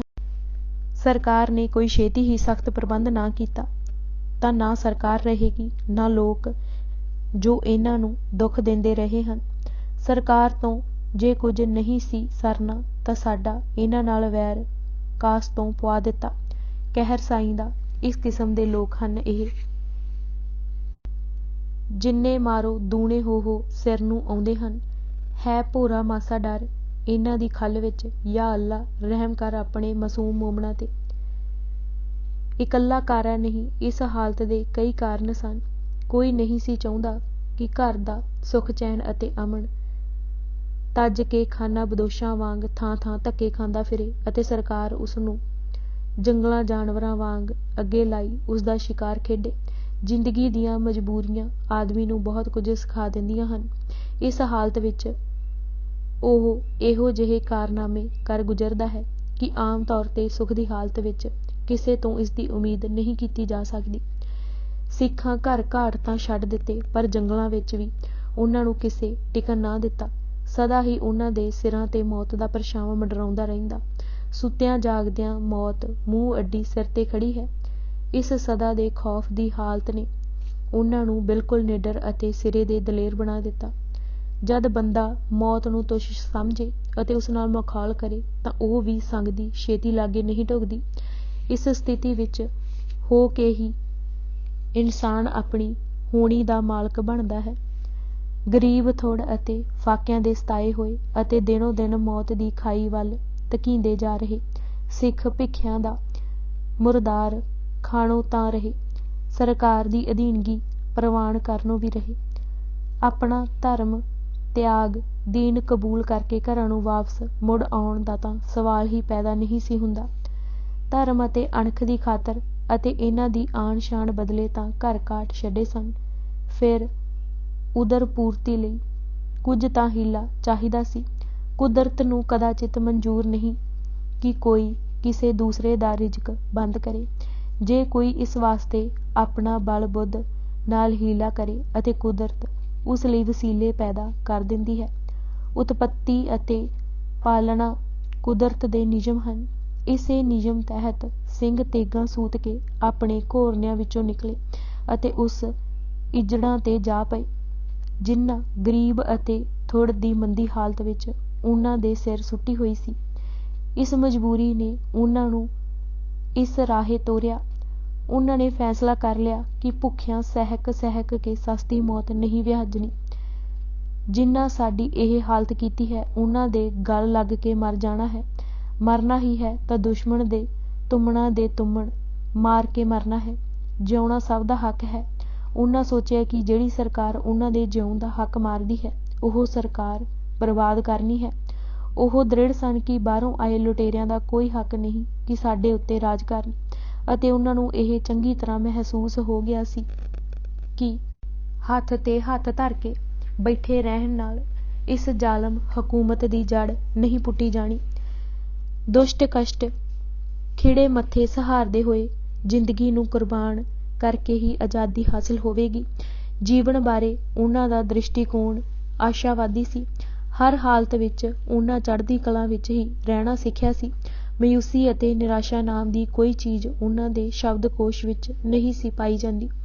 ਉਹਨਾਂ ਨੂੰ ਪੂਰਨ ਵਿਸ਼ਵਾਸ ਸੀ ਕਿ ਉਹਨਾਂ ਦੇ ਉਦੇਸ਼ਾਂ ਦਾ ਆਧਾਰ ਸੱਚ ਅਤੇ ਨਿਆਂ 'ਤੇ ਹੈ ਅਤੇ ਅੰਤ ਨੂੰ ਅਵੱਸ਼ ਜਿੱਤ ਉਹਨਾਂ ਦੀ ਹੀ ਹੋਵੇਗੀ।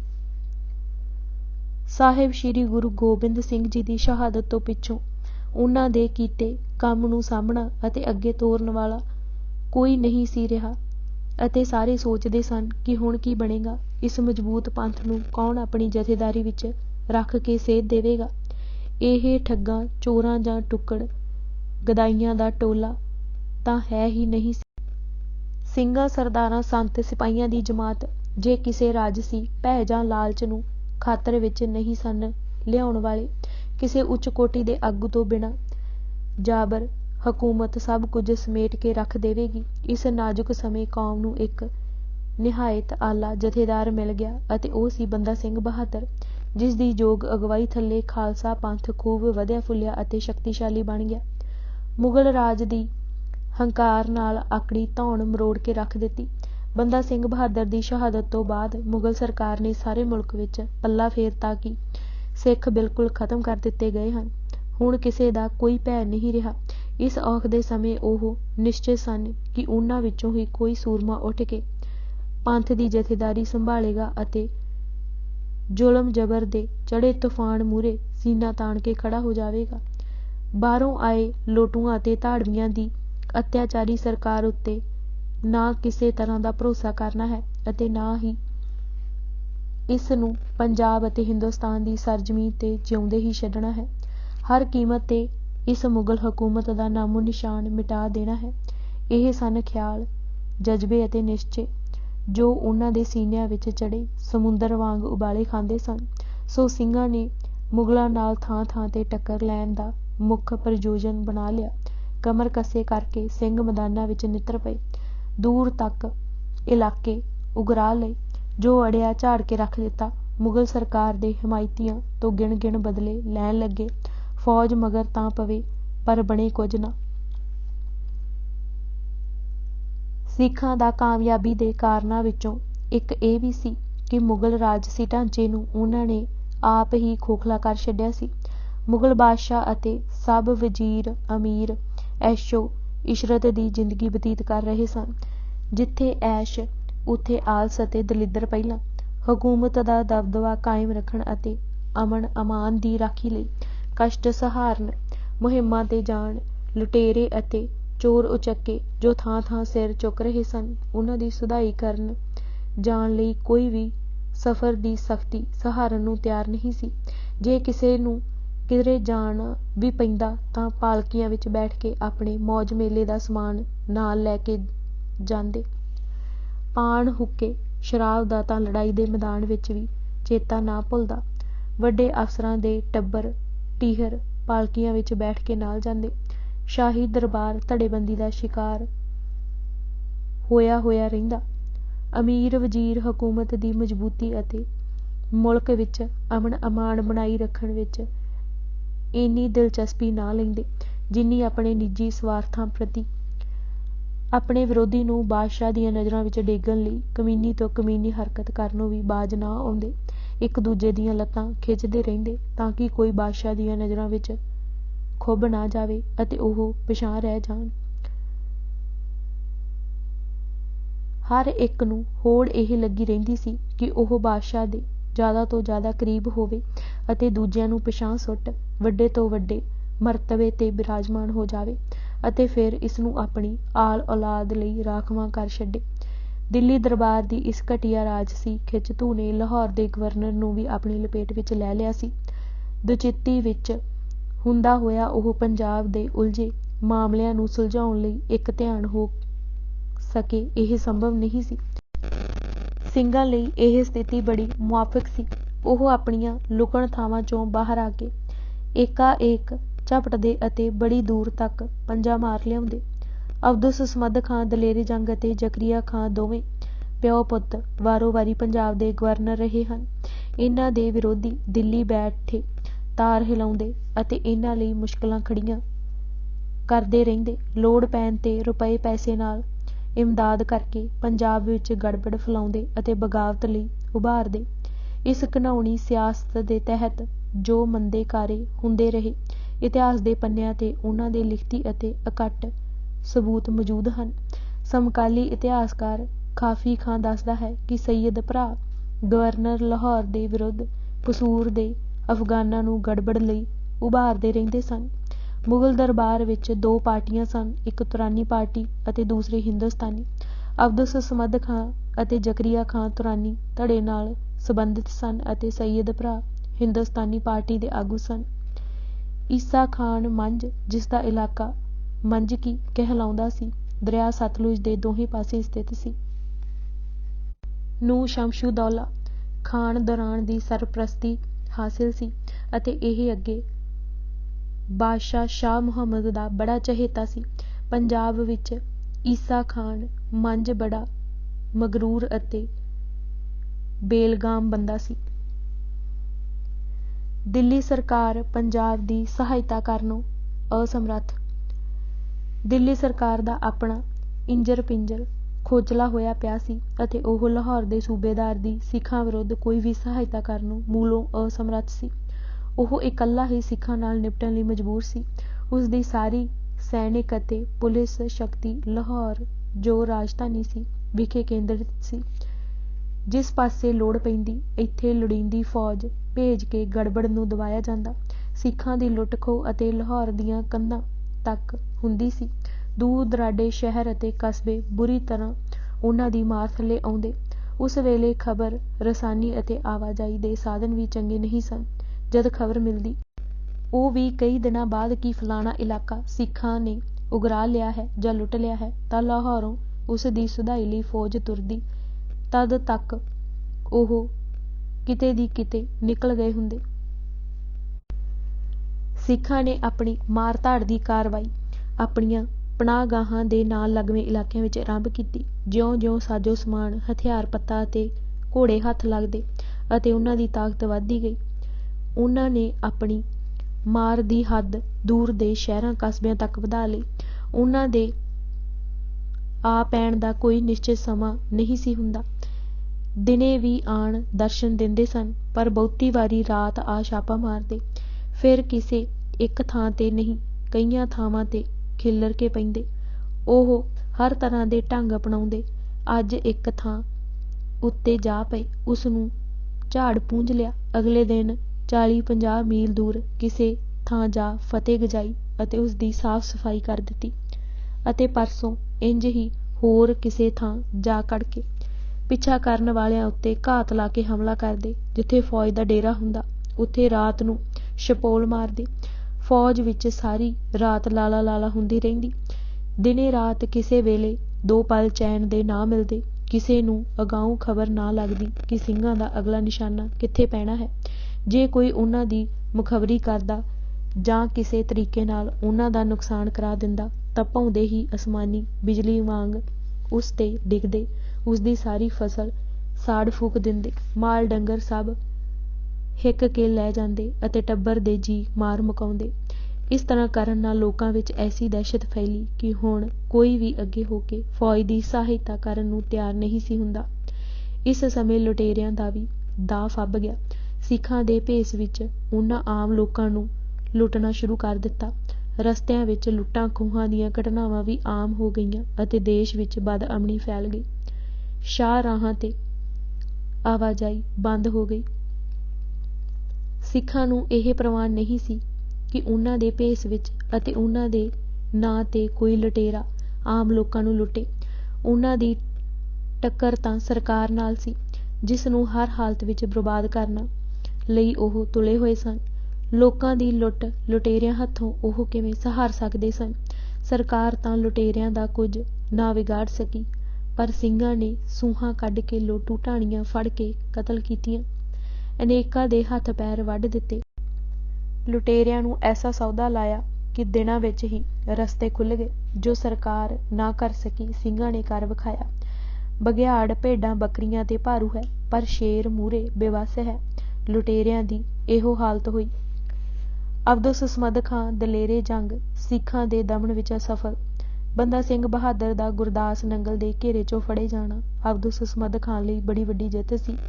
ਫੜੇ ਗਏ ਸਾਰੇ ਸਿੰਘਾਂ ਸਮੇਤ ਬੰਦਾ ਸਿੰਘ ਦੀ ਸ਼ਹੀਦੀ ਤੋਂ ਬਾਅਦ ਫਰੰਟੀਅਰ ਨੇ ਸੂਬੇਦਾਰ ਲਾਹੌਰ ਨੂੰ ਤਕੀਦੀ ਹੁਕਮ ਦਿੱਤਾ ਕਿ ਸਿੱਖ ਨਾਮ ਦੀ ਚੀਜ਼ ਦੁਨੀਆ ਦੇ ਤਖ਼ਤੇ ਤੋਂ ਨੇਸਤੋ ਨਾਬੂਦ ਕਰ ਦਿੱਤੀ ਜਾਵੇ। ਬਾਦਸ਼ਾਹ ਦਿੱਲੀ ਅਤੇ ਸੂਬੇਦਾਰ ਲਾਹੌਰ ਲਈ ਹੁਣ ਅਮਨ ਦੀਆਂ ਘੜੀਆਂ ਸਨ। ਬਾਹਰੋਂ ਕਿਸੇ ਹਮਲੇ ਦਾ ਕੋਈ ਡਰ ਨਹੀਂ ਸੀ। ਮੁਲਕ ਅੰਦਰ ਵੀ ਅਮਨ ਅਮਾਨ ਸੀ। ਹੁਣ ਸਾਰੀ ਤਵੱਜੋ ਸਿੱਖਾਂ ਦੇ ਮਾਰ ਮੁਕਾਉਣ ਵੱਲ ਕੀਤੀ ਗਈ। ਮੁਲਕ ਵਿੱਚ ਫੈਲੀ ਬਦਅਮਨੀ ਵੀ ਅਲੋਪ ਹੋ ਗਈ। ਲੋਕ ਕੰਮਾਂ ਕਾਰਾਂ ਵਿੱਚ ਰੁੱਝ ਗਏ। ਖੇਤੀਬਾੜੀ ਵੀ ਖੂਬ ਵਧੀ ਫੁੱਲੀ। ਪੰਜਾਬ ਵਿੱਚ ਲਹਿਰ ਬਹਿਰ ਹੋ ਗਈ। ਸਿੱਖ ਵੀ ਮਾਰ ਕੁੱਟ ਕੇ ਪਿੰਡਾਂ ਪੀੜਾਂ ਵਿੱਚੋਂ ਕੱਢ ਦਿੱਤੇ ਗਏ। ਦੇਸ਼ ਵਿੱਚ ਪੂਰੀ ਚੁੱਪ-ਚਾਂ ਨਜ਼ਰ ਆਉਂਦੀ ਸੀ। ਅਬਦੁਲ ਸਮਦ ਖਾਂ ਨੂੰ ਹੁਣ ਕੋਈ ਫਿਕਰ ਚਿੰਤਾ ਨਹੀਂ ਰਹੀ। ਇਸ ਵਿੱਚ ਕੋਈ ਸ਼ੱਕ ਨਹੀਂ ਸੀ ਕਿ ਸਿੱਖਾਂ ਦਾ ਖਤਰਾ ਉਸ ਨੇ ਬਹੁਤ ਹੱਦ ਤੱਕ ਮੁਕਾ ਦਿੱਤਾ ਸੀ। ਪਰ ਇਹ ਖਾਮੋਸ਼ੀ ਉਸ ਖਾਮੋਸ਼ੀ ਵਰਗੀ ਸੀ ਜੋ ਕਿਸੇ ਆਉਣ ਵਾਲੇ ਤੂਫਾਨ ਤੋਂ ਪਹਿਲਾਂ ਹੋਇਆ ਕਰਦੀ ਹੈ। ਇਸ ਨੂੰ ਸਿੱਖਾਂ ਦਾ ਸਮੂਲਚਾ ਸਦੀਵੀ ਖਾਤਮਾ ਸਮਝ ਕੇ ਸੂਬੇਦਾਰ ਲਾਹੌਰ ਅਬਦੁਲ ਸਮਦ ਖਾਂ ਕੁਝ ਢਿੱਲਾ ਪੈ ਗਿਆ। ਅੱਠੇ ਪਹਿਰ ਦੀ ਕਰੜੀ ਨਿਗਰਾਨੀ ਛੱਡ ਕੇ ਸ਼ਿਕਾਰ ਤੇ ਹੋਰ ਸ਼ੁਗਲ ਮੇਲਿਆਂ ਵਿੱਚ ਖਚਿਤ ਹੋ ਗਿਆ। ਉਸ ਦੇ ਵੇਖੋ ਵੇਖੀ ਬਾਕੀ ਅਫਸਰ, ਆਮਿਲ, ਅਹਿਲਕਾਰ ਵੀ ਢਿੱਲੇ ਪੈ ਗਏ। ਰੋਜ਼-ਰੋਜ਼ ਦੀ ਗਸ਼ਤ ਵੀ ਰੁਕ ਗਈ। ਸਿੱਖਾਂ ਵਾਸਤੇ ਇਹੋ ਜਿਹਾ ਮੌਕਾ ਬੜਾ ਅਨੁਕੂਲ ਸੀ। ਫਿਰ ਉੱਠੇ ਅਤੇ ਮਾਰ ਧਾੜ ਦਾ ਬਾਜ਼ਾਰ ਗਰਮ ਹੋ ਗਿਆ।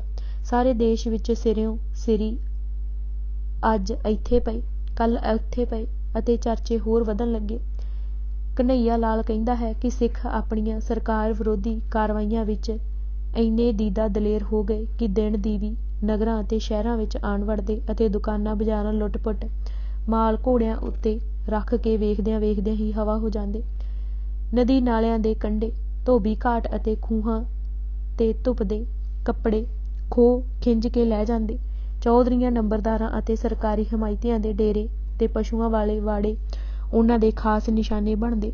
ਲਵੇਰੀਆਂ, ਮੱਝਾਂ ਗਾਵਾਂ ਅਤੇ ਵਧੀਆ ਘੋੜੇ ਘੋੜੀਆਂ ਖੋਲ੍ਹ ਕੇ ਦੂਰ ਦੁਰਾਡੇ ਜੰਗਲਾਂ, ਬੇਲਿਆਂ ਜਾਂ ਛੰਮਾਂ ਵਿਖੇ ਜਿੱਥੇ ਉਹਨਾਂ ਦੇ ਲੁਕਣ ਥਾਂ ਹੁੰਦੇ ਸਨ ਲੈ ਜਾਂਦੇ। ਇਉਂ ਇਹ ਕੱਪੜੇ ਲੱਤੇ ਅਤੇ ਆਪਣੀ ਖਾਦ ਖੁਰਾਕ ਦਾ ਪ੍ਰਬੰਧ ਕਰ ਲੈਂਦੇ। ਇਸ ਤਰ੍ਹਾਂ ਮੱਚੀ ਹਾਹਾਕਾਰ ਦੀਆਂ ਖਬਰਾਂ ਨਿੱਤ ਦਿਹਾੜੀ ਦਿੱਲੀ ਬਾਦਸ਼ਾਹ ਨੂੰ ਪੁੱਜਣ ਲੱਗੀਆਂ। ਮੁਹੰਮਦ ਸ਼ਾਹ ਨੇ ਅਬਦੁਸਮਦ ਖਾਨ ਨੂੰ ਸਖਤ ਤਾੜਨਾ ਕੀਤੀ ਕਿ ਇਸ ਬਦਅਮਨੀ ਤੇ ਕਾਬੂ ਪਾਇਆ ਜਾਵੇ, ਪਰ ਉਸ ਤੋਂ ਸਰਿਆ ਕੁਝ ਨਾ। ਹਾਲਤ ਅੱਗੇ ਨਾਲੋਂ ਵੀ ਭੈੜੀ ਹੋ ਗਈ। ਜ਼ਕਰੀਆ ਖਾਂ ਲਾਹੌਰ ਦਾ ਗਵਰਨਰ ਬਣਿਆ। ਪੰਜਾਬ ਵਿੱਚ ਸਿੱਖਾਂ ਵੱਲੋਂ ਕੀਤੀ ਜਾ ਰਹੀ ਉਥਲ-ਪੁਥਲ ਦੀਆਂ ਨਿੱਤ ਦਿਹਾੜੀ ਦੀਆਂ ਸ਼ਿਕਾਇਤਾਂ ਤੋਂ ਬਾਦਸ਼ਾਹ ਦੁਖੀ ਸੀ। ਪੰਜਾਬ ਦਾ ਗਵਰਨਰ ਤਾਂ ਬਿਲਕੁਲ ਲਮਲੇਟ ਹੋਇਆ ਪਿਆ ਸੀ। ਦੋਹਾਂ ਪਿਓ ਪੁੱਤਾਂ ਵਿਚਕਾਰ, ਭਾਵ ਆਪਣੇ ਪੁੱਤਰ ਜ਼ਕਰੀਆ ਖਾਨ ਨਾਲ ਵੀ ਉਸਦੀ ਇਕਸੁਰਤਾ ਨਹੀਂ ਸੀ। ਜ਼ਕਰੀਆ ਖਾਨ ਤਾਂ ਇੱਕ ਯੋਗ ਪ੍ਰਬੰਧਕ ਸੀ ਅਤੇ ਸਿੱਖਾਂ ਦਾ ਡਾਢਾ ਜਾਨੀ ਦੁਸ਼ਮਣ। ਪਹਿਲਾਂ ਇਹ 1713 ਈਸਵੀ ਤੋਂ 1720 ਤੱਕ ਜੰਮੂ ਦਾ ਅਤੇ ਫਿਰ 1720 ਈਸਵੀ ਤੋਂ ਲੈ ਕੇ 1726 ਈਸਵੀ ਤੱਕ ਕਸ਼ਮੀਰ ਦਾ ਗਵਰਨਰ ਰਿਹਾ ਚੁੱਕਾ ਸੀ। ਦੋਹਾਂ ਪ੍ਰਾਂਤਾਂ ਵਿੱਚ ਇਸ ਨੇ ਅਮਨ ਅਮਾਨ ਰੱਖਿਆ ਅਤੇ ਇਸ ਨੂੰ ਕਾਮਯਾਬ ਅਫਸਰ ਮੰਨਿਆ ਜਾਂਦਾ ਸੀ। ਇਹ ਦਿੱਲੀ ਦੇ ਵੱਡੇ ਵਜ਼ੀਰ ਕਮਰੁਦੀਨ ਖਾਨ ਦੀ ਭੈਣ ਨਾਲ ਵਿਆਹਿਆ ਹੋਇਆ ਸੀ। ਗੁਰਦਾਸ ਨੰਗਲ ਦੇ ਘੇਰੇ ਵੇਲੇ ਇਸ ਨੇ ਆਪਣੀ ਲਿਆਕਤ ਅਤੇ ਬਹਾਦਰੀ ਦਾ ਦਿੱਲੀ ਦਰਬਾਰ ਨੂੰ ਚੰਗਾ ਸਬੂਤ ਦਿੱਤਾ ਸੀ। ਇਸ ਦੀ ਲਾਹੌਰ ਦਾ ਗਵਰਨਰ ਬਣਨ ਦੀ ਚਿਰੋਕਣੀ ਖਾਹਿਸ਼ ਸੀ। ਇਹ ਦਿੱਲੀ ਗਿਆ ਅਤੇ ਆਪਣੇ ਵੱਡੇ ਸਾਲੇ ਵਜ਼ੀਰ ਦੇ ਰਸੂਖ ਨਾਲ ਬਾਦਸ਼ਾਹ ਤੱਕ ਰਸਾਈ ਕੀਤੀ ਅਤੇ ਅਰਜ਼ੀ ਦਿੱਤੀ ਕਿ ਉਸਨੂੰ ਪੰਜਾਬ ਦੀ ਸੂਬੇਦਾਰੀ ਦੇ ਦਿੱਤੀ ਜਾਵੇ ਤਾਂ ਉਹ ਸਿੱਖਾਂ ਨੂੰ ਕੁਚਲ ਕੇ ਬਿਲਕੁਲ ਅਮਨ ਕਾਇਮ ਕਰ ਦੇਵੇਗਾ। ਬਾਦਸ਼ਾਹ ਤਾਂ ਅਬਦੁਸਮਦ ਖਾਂ ਤੋਂ ਪਹਿਲਾਂ ਹੀ ਚੜ੍ਹਿਆ ਹੋਇਆ ਸੀ। ਵਜ਼ੀਰ ਦੀ ਸਿਫਾਰਿਸ਼ ਨੇ ਹੋਰ ਵੀ ਅਸਰ ਕੀਤਾ ਅਤੇ ਜ਼ਕਰੀਆ ਖਾਨ ਦੇ ਨਾਂ 1726 ਈਸਵੀ ਨੂੰ ਲਾਹੌਰ ਦੀ ਸੂਬੇਦਾਰੀ ਸਨਦ ਜਾਰੀ ਹੋ ਗਈ।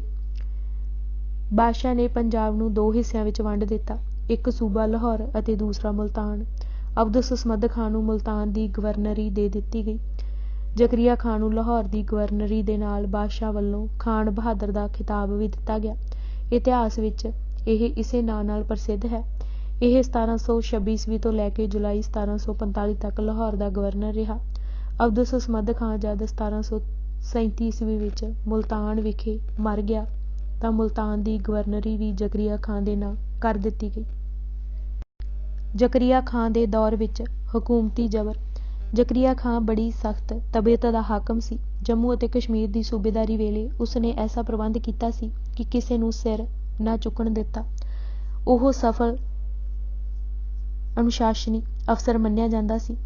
ਇਹ ਆਪਣੇ ਪਿਓ ਵਾਂਗ ਆਲਸੀ ਅਤੇ ਔਖ ਵੇਲੇ ਜੀ ਚਰਾਉਣ ਵਾਲਾ ਸ਼ਖਸ ਨਹੀਂ ਸੀ। ਲਾਹੌਰ ਦੀ ਸੂਬੇਦਾਰੀ ਇਸ ਨੇ ਮੂੰਹੋਂ ਮੰਗ ਕੇ ਲਈ ਸੀ। ਪਹਿਲਾਂ ਸੁਣਦਾ ਸੀ ਅਤੇ ਫਿਰ ਬੰਦਾ ਸਿੰਘ ਵੇਲੇ ਸਿੱਖਾਂ ਦੇ ਹੱਥ ਵੇਖ ਚੁੱਕਿਆ ਸੀ। ਉਸ ਨੇ ਸਿੱਖਾਂ ਨੂੰ ਕਤਈ ਤੌਰ ਤੇ ਦੁਨੀਆ ਚੋਂ ਮੁਕਾ ਦੇਣ ਦੀ ਧਾਰ ਲਈ। ਆਪਣੇ ਪਿਓ ਵੇਲੇ ਹੀ ਸਿੱਖਾਂ ਵਿਰੁੱਧ ਲਾਈ ਫੌਜ ਨੂੰ ਨਵੇਂ ਸਿਰਿਓਂ ਮਜ਼ਬੂਤ ਲੀਹਾਂ ਤੇ ਲਾਮਬੰਦ ਕੀਤਾ ਅਤੇ ਹੋਰ ਨਵੀਂ ਭਰਤੀ ਕਰਕੇ ਇਸ ਦੀ ਗਿਣਤੀ 20,000 ਕਰ ਦਿੱਤੀ। ਅੱਧੀ ਫੌਜ ਤਾਂ ਲਾਹੌਰ ਰੱਖੀ ਅਤੇ ਅੱਧੀ ਨੂੰ 10 ਹਿੱਸਿਆਂ ਵਿੱਚ ਵੰਡ ਕੇ ਪ੍ਰਾਂਤ ਦੇ ਵੱਖ-ਵੱਖ ਥਾਵਾਂ ਤੇ ਤੈਨਾਤ ਕਰ ਦਿੱਤਾ। ਇਹਨਾਂ ਨੂੰ ਤੇਜ਼ ਰਫ਼ਤਾਰ ਘੋੜੇ, ਊਠ ਅਤੇ ਊਠਾਂ ਦੇ ਬੀੜੀਆਂ ਜਾਣ ਵਾਲੀਆਂ ਛੋਟੀਆਂ ਹੌਲੀਆਂ ਤੋਪਾਂ ਨਾਲ ਲੈਸ ਕੀਤਾ। ਇਹਨਾਂ 10 ਜਥਿਆਂ ਨੂੰ ਹੁਕਮ ਸੀ ਕਿ ਜਿੱਥੇ ਕਿਤੇ ਸਿੱਖ ਨਜ਼ਰ ਆਉਣ, ਤੇਜ਼ੀ ਨਾਲ ਕੂਚ ਕਰਕੇ ਉਹਨਾਂ ਉੱਤੇ ਟੁੱਟ ਪੈਣ ਅਤੇ ਕੈਦ ਕਰਕੇ ਲਾਹੌਰ ਪਹੁੰਚਾ ਦਿਆ ਕਰਨ। ਦਿਨ ਰਾਤ ਮੁਲਕ ਭਰ ਵਿੱਚ ਫੇਰਾ ਤੋਰਾ ਰੱਖਣ, ਸਿੱਖਾਂ ਨੂੰ ਸਿਰ ਨਾ ਚੁੱਕਣ ਦਿੱਤਾ ਜਾਵੇ। ਇਸ ਫੌਜ ਦਾ ਨਾਂ ਗਸ਼ਤੀ ਫੌਜ ਸੀ, ਭਾਵ ਤੁਰੀ ਫਿਰਨ ਵਾਲੀ ਫੌਜ ਜੋ ਹਰ ਸਮੇਂ ਹਰਕਤ ਵਿੱਚ ਰਹਿੰਦੀ ਸੀ। ਲਾਹੌਰ ਵਿੱਚ ਰੱਖੀ ਗਈ ਬਾਕੀ ਅੱਧੀ ਫੌਜ ਹਮੇਸ਼ਾ ਤਿਆਰ ਰਹਿੰਦੀ ਸੀ ਅਤੇ ਜਿੱਧਰ ਲੋੜ ਪੈਂਦੀ ਸਿੱਖਾਂ ਵਿਰੁੱਧ ਝੋਕ ਦਿੱਤੀ ਜਾਂਦੀ। ਖਾਨ ਬਹਾਦਰ ਨੇ ਬੜੇ ਥੋੜ੍ਹੇ ਜਿਹੇ ਸਮੇਂ ਵਿੱਚ ਹੀ ਅਮਨ ਅਮਾਨ ਅਤੇ ਆਪਣਾ ਰੋਹਬ-ਦਾਬ ਕਾਇਮ ਕਰ ਲਿਆ। ਸਿੱਖਾਂ ਤੇ ਇੰਨੀ ਸਖਤੀ ਕੀਤੀ ਕਿ ਸਭ ਘਰ ਘਾਟ ਛੱਡ ਕੇ ਜੰਗਲਾਂ ਅਤੇ ਪਹਾੜਾਂ ਦੀਆਂ ਖੱਡਾਂ ਵਿੱਚ ਜਾ ਲੁਕੇ। ਸਿੱਖਾਂ ਉੱਤੇ ਇਹ ਬੜੀ ਔਖ ਦਾ ਸਮਾਂ ਸੀ, ਪਰ ਇਸ ਸਖਤੀ ਨੇ ਉਹਨਾਂ ਨੂੰ ਕਮਜ਼ੋਰ ਕਰਨ ਦੀ ਥਾਂ ਮਜ਼ਬੂਤ ਕੀਤਾ। ਉਹ ਸਮਝਦੇ ਸਨ ਕਿ ਢੇਰੀ ਢਾਹ ਕੇ ਬੈਠਿਆਂ ਦੁਸ਼ਮਣ ਸਰਕਾਰ ਛੱਡੇਗੀ ਨਹੀਂ, ਮੈਦਾਨ ਵਿੱਚ ਨਿਕਲ ਕੇ ਜੂਝਣਾ ਪਵੇਗਾ। ਜਿਸ ਨੇ ਵੀ ਕੁਝ ਪਾਇਆ ਹੱਥ ਹਿਲਾ ਕੇ ਪਾਇਆ। ਭੌਂ ਭਾਂਡਾ ਤਾਂ ਉਹਨਾਂ ਪਾਸ ਹੈ ਕੋਈ ਨਹੀਂ ਸੀ। ਹਾਂ, ਦ੍ਰਿੜਤਾ, ਹੱਠ, ਅਕਾਲ ਪੁਰਖ ਤੋਂ ਬਾਅਦ ਸਵੈ ਭਰੋਸਾ, ਉਦਮ, ਬਾਹੂਬਲ, ਭੁੱਖ, ਤ੍ਰੇਹ, ਜਰਨ ਅਤੇ ਸਬਰ ਸੰਤੋਖ ਦੀ ਅਮੁੱਕ ਦੌਲਤ ਨਾਲ ਮਾਲਾਮਾਲ ਸਨ। ਜਿਸ ਮਾਂ ਦੇ ਜਣੇ ਮੁਗਲ ਬੱਚੇ ਸਿੰਘਾਂ ਨੂੰ ਮਾਰ ਮੁਕਾਉਣ ਦੇ ਦਮਗਜੇ ਪਾਈ ਫਿਰਦੇ ਸਨ, ਉਹਨਾਂ ਨੂੰ ਸੁਣ ਕੇ ਭੈ ਭੀਤ ਹੋਣ ਦੀ ਥਾਂ ਉਸ ਤੋਂ ਉੱਚੀ ਅਤੇ ਕਰੜਵੀਂ ਆਵਾਜ਼ ਵਿੱਚ ਵੰਗਾਰਵਾਂ ਨਾਅਰਾ ਮਾਰਿਆ। ਸਿੰਘਾਂ ਦੇ ਬਾਲ ਬੱਚੇ ਨੂੰ ਗੁਲਾਮ ਲੌਡੀਆਂ ਬਣਾ ਲੈਣ ਦੇ ਦੁੱਕੇ ਬੀੜੀ ਫਿਰਦੇ ਸਨ। ਜਵਾਬ ਵਿੱਚ ਸਿੰਘਾਂ ਦੀ ਲਲਕਾਰ ਇਸ ਪ੍ਰਕਾਰ ਸੀ, ਸੁਣ ਲੈ ਆਪ ਤੂੰ ਮੁਗਲਾਂ ਦੀ ਮਾਈ, ਆਣ ਢੁੱਕੇ ਨੇ ਬੁੱਕ ਦੇ ਤੇਰੇ ਸਿੰਘ ਜਵਾਈ। ਸੁਣ ਲੈ ਤੂੰ ਵੀ ਮੁਗਲਾਂ ਦੀਏ ਭੈਣੇ, ਖੋਹ ਖਜ਼ਾਨੇ ਖੜਾਂਗੇ ਨਾਲੇ ਤੇਰੇ ਗਹਿਣੇ। ਮੁਗਲਾਂ ਨੇ ਅਤਿਆਚਾਰਾਂ ਕਰਨ ਵਿੱਚ ਹੱਦ ਮੁਕਾ ਦਿੱਤੀ। ਸਿੰਘਾਂ ਮੁਗਲਾਂ ਦੀ ਟੈਂ ਨੂੰ ਛਿੱਤਰ ਦੀ ਨੋਕ ਤੇ ਵੀ ਨਾ ਲਿਆ। ਮੁਗਲੀਆ ਸਰਕਾਰ ਦੇ ਜਬਰ ਜ਼ੁਲਮ ਦੀਆਂ ਕਾਂਗਾਂ ਚੜ੍ਹ ਗਈਆਂ। ਸਿੰਘਾਂ ਦੀ ਪਿਆਰੀ ਜਨਮ ਭੂਮੀ ਮਾਝਾ, ਪੰਜਾਬ ਦਾ ਜਿਗਰ, ਹਠੀਲੇ ਬਹਾਦਰਾਂ ਅਤੇ ਸਿਰਲੱਥ ਸ਼ਾਹ ਸਵਾਰਾਂ ਦੀ ਪਾਕ ਧਰਤੀ ਤਬਾਹ ਬਰਬਾਦ ਕਰ ਦਿੱਤੀ ਗਈ। ਪਰ ਸਿੰਘਾਂ ਦਾ ਸਾਹਸ ਅਤੇ ਦ੍ਰਿੜਤਾ ਚਟਾਨ ਵਾਂਗ ਅਹਿੱਲ ਖੜੇ ਸਨ। ਫਿਰਤਾ ਹੈ ਸੈਲ ਹਵਾਦਿਸ ਸੇ ਕੋਈ ਮਰਦੋਂ ਕਾ ਮੂੰਹ, ਸ਼ੇਰ ਸੀਧਾ ਤੈਰਤਾ ਹੈ ਵਕਤ ਏ ਰਫਤਾਨ ਆਬ ਮੇਂ। ਅਰਥਾਤ ਸੰਸਾਰ ਦੀਆਂ ਭਿਆਨਕ ਮੁਸੀਬਤਾਂ ਅਤੇ ਦੂਰ ਘਟਨਾਵਾਂ ਸੂਰਮਿਆਂ ਦਾ ਮੂੰਹ ਨਹੀਂ ਭੁਆ ਸਕਦੀਆਂ। ਦਰਿਆ ਦੀ ਤੇਜ਼ ਧਾਰ ਨੂੰ ਪਾਰ ਕਰਨ ਸਮੇਂ ਸ਼ੇਰ ਸਿੱਧਾ ਨੱਕ ਦੀ ਸੇਧ ਦੂਜੇ ਕੰਢੇ ਲੱਗਦਾ ਹੈ। ਤੇਜ਼ ਵਹਿਣ ਉਸ ਨੂੰ ਆਪਣੇ ਨਾਲ ਨਹੀਂ ਵਹਾ ਸਕਦਾ। ਸਿੰਘਾਂ ਨੇ ਕੋਈ ਐਸਾ ਸ਼ਬਦ ਜ਼ੁਬਾਨ 'ਤੇ ਨਹੀਂ ਆਉਣ ਦਿੱਤਾ ਜੋ ਕਿਸੇ ਵੀ ਕਿਸਮ ਦੀ ਮਾਨਸਿਕ ਕਮਜ਼ੋਰੀ ਦਾ ਲਖਾਇਕ ਹੋਵੇ। ਹਰ ਬੋਲ ਚੜ੍ਹਦੀ ਕਲਾ ਵਾਲਾ ਅਤੇ ਆਪਣੀ ਜਿੱਤ ਦਾ ਸੂਚਕ।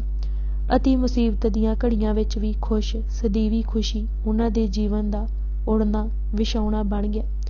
ਭੁੱਖ ਨਾਲ ਨਿਢਾਲ ਸਿੰਘ ਪੁੱਛਣ 'ਤੇ ਕਹਿੰਦਾ, 4 ਦਿਨਾਂ ਤੋਂ ਕੜਾਕੇ ਦਾ ਪਹਿਰਾ ਹੈ, ਵਾਹਿਗੁਰੂ ਦੀ ਕਿਰਪਾ ਨਾਲ ਚੜ੍ਹਦੀ ਕਲਾ ਹੈ। ਮੌਤ ਦਾ ਤਾਂ ਸੋਗ ਵੀ ਨਹੀਂ ਮੰਨਿਆ। ਸਿੰਘ ਚੜ੍ਹਾਈ ਕਰ ਗਿਆ, ਅਕਾਲ ਚਲਾਣਾ ਕਰ ਗਿਆ, ਫਤਿਹ ਗਜਾ ਗਿਆ, ਗੁਰੂ ਚਰਨਾਂ ਵੱਲ ਵਹੀਰ ਘੱਤ ਗਿਆ। ਭੰਗ ਸੁੱਖਾ ਪੰਜਾਬ ਵਿੱਚ ਬੜੀ ਮਿਕਦਾਰ ਵਿੱਚ ਉਗਦਾ ਹੈ। ਆਦਿ ਕਾਲ ਤੋਂ ਇਸ ਨੂੰ ਭੁੱਲੜ ਲੋਕ ਖਾਂਦੇ ਜਾਂ ਪੀਂਦੇ ਆ ਰਹੇ ਹਨ। ਹਿੰਦੂ ਮੁਸਲਮਾਨ ਦੁਨੀਆ ਤੋਂ ਅਣਟੱਕ ਰਹਿਣ ਵਾਲੇ ਪੀਰ ਫਕੀਰ ਅਤੇ ਸਾਧੂ ਸੰਤ ਅਖਵਾਉਂਦੇ ਲੋਕ ਬਿਨਾਂ ਸੰਕੋਚ ਇਸ ਨੂੰ ਵਰਤਦੇ ਆ ਰਹੇ ਹਨ। ਸਿੱਖਾਂ ਲਈ ਸਭ ਨਸ਼ੇ ਵਿਵਰਜਿਤ ਹਨ। ਤੰਬਾਕੂ ਨੂੰ ਜਗਤ ਝੂਠ ਗਰਦਾਨਿਆ ਗਿਆ ਹੈ ਅਤੇ ਇਸ ਦਾ ਨਾਂ ਲੈਣਾ ਵੀ ਪਾਪ ਸਮਝਿਆ ਜਾਂਦਾ ਹੈ। ਪਤਾ ਨਹੀਂ ਇਸ ਮਾੜੀ ਘੜੀ ਕੁਝ ਸਿੱਖ ਨੂੰ ਭੰਗ ਛਕਣ ਦੀ ਲਿਲਕ ਲੱਗ ਗਈ। ਦਲਾਂ ਦੇ ਕਈ ਸਿੰਘ ਵੀ ਲਹਿਰਾਂ ਲੈਣ ਲੱਗ ਪਏ। ਸੂਖਾ ਰਗੜ ਕੇ ਭੁੰਨਣ ਤੋਂ ਪਿੱਛੋਂ ਜੋ ਨੁਗਦਾ ਰਹਿ ਜਾਂਦਾ ਉਸ ਦਾ ਗੋਲਾ ਵੱਟ ਕੇ ਕੰਧ ਜਾਂ ਰੁੱਖ ਨੂੰ ਮਾਰਨ ਲੱਗੇ ਕਹਿੰਦੇ, ਚੜ੍ਹਿਆ ਗੁਰੂ ਗੋਬਿੰਦ ਸਿੰਘ ਲੈ ਧਰਮ ਨਗਾਰਾ, ਉਸ ਮਾਰਿਆ ਨਰੰਗਾ ਤੁਰਕੜਾ, ਜਿਨ ਖਿੱਚਿਆ ਹੰਕਾਰਾ, ਸਿਰ ਨੀਵਾਂ ਕਰ ਓਏ ਤੁਰਕਾ। ਇਹ ਮਾਰਿਆ ਹੋਇਆ ਗੋਲਾ ਮੁਗਲ ਸ਼ਕਤੀ ਦੇ ਕਲੇਜੇ 'ਤੇ ਵੱਜਾ ਮੰਨਿਆ ਜਾਂਦਾ ਹੈ। ਮੁਗਲ ਤਾਕਤ ਨੂੰ ਉਹ ਤੁੱਛ ਸਮਝਦੇ ਸਨ। ਆਪਣੇ ਵੱਲੋਂ ਉਹ ਵੈਰੀ ਅਤੇ ਰੋਜ਼ ਹੀ ਘੋਰ ਗੋਲਾਬਾਰੀ ਕਰਦੇ ਸਨ ਅਤੇ ਕਰਦੇ ਹਨ। ਖਾਨ ਬਹਾਦਰ ਨੇ ਸਿੱਖਾਂ ਉੱਤੇ ਸਿਖਰ ਦੀ ਸਖਤੀ ਆਰੰਭ ਦਿੱਤੀ। ਸਿੱਖਾਂ ਨੂੰ ਮਾਰ ਮੁਕਾਉਣ ਲਈ ਵੱਡੇ ਵੱਡੇ ਇਨਾਮ ਐਲਾਨੇ ਗਏ। ਜਿੱਥੇ ਕੇਸਾਧਾਰੀ ਸਿੱਖ ਨੂੰ ਵੇਖੋ ਥਾਂ 'ਤੇ ਮਾਰ ਦਿਓ ਜਾਂ ਫੜ ਕੇ ਲਾਹੌਰ ਪਹੁੰਚਾਓ।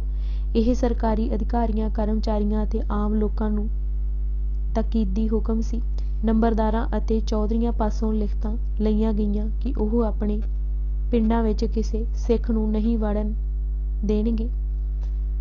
ਉਹਨਾਂ ਨਾਲ ਹਮਦਰਦੀ ਕਰਨ ਵਾਲੇ ਦਾ ਵੀ ਉਹੋ ਜਿਹਾ ਹੀ ਮਾੜਾ ਹਸ਼ਰ ਹੋਵੇਗਾ ਜਿਹੋ ਜਿਹਾ ਸਿੱਖਾਂ ਦਾ। ਮੁਖਬਰਾਂ ਨੂੰ ਖਾਸ ਤੌਰ 'ਤੇ ਹੱਲਾਸ਼ੇਰੀ ਅਤੇ ਇਨਾਮ ਦਿੱਤੇ ਜਾਂਦੇ ਅਤੇ ਉਹ ਹਰ ਸਮੇਂ ਸਿੰਘਾਂ ਦਾ ਸ਼ਿਕਾਰ ਖੇਡਣ ਲਈ ਕੁੱਤਿਆਂ ਵਾਂਗ ਆਲਾ ਦੁਆਲਾ ਸੁੰਘਦੇ ਫਿਰਦੇ।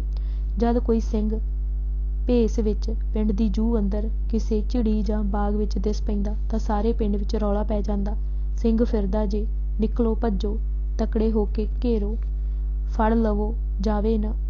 ਸਭ ਛੋਟੇ ਵੱਡੇ ਡਾਂਗਾਂ ਸੋਟੇ ਤਲਵਾਰਾਂ ਲੈ ਕੇ ਅਤੇ ਨੇਜੇ ਲੈ ਕੇ ਉਸ ਪਾਸੇ ਦੌੜ ਪੈਂਦੇ।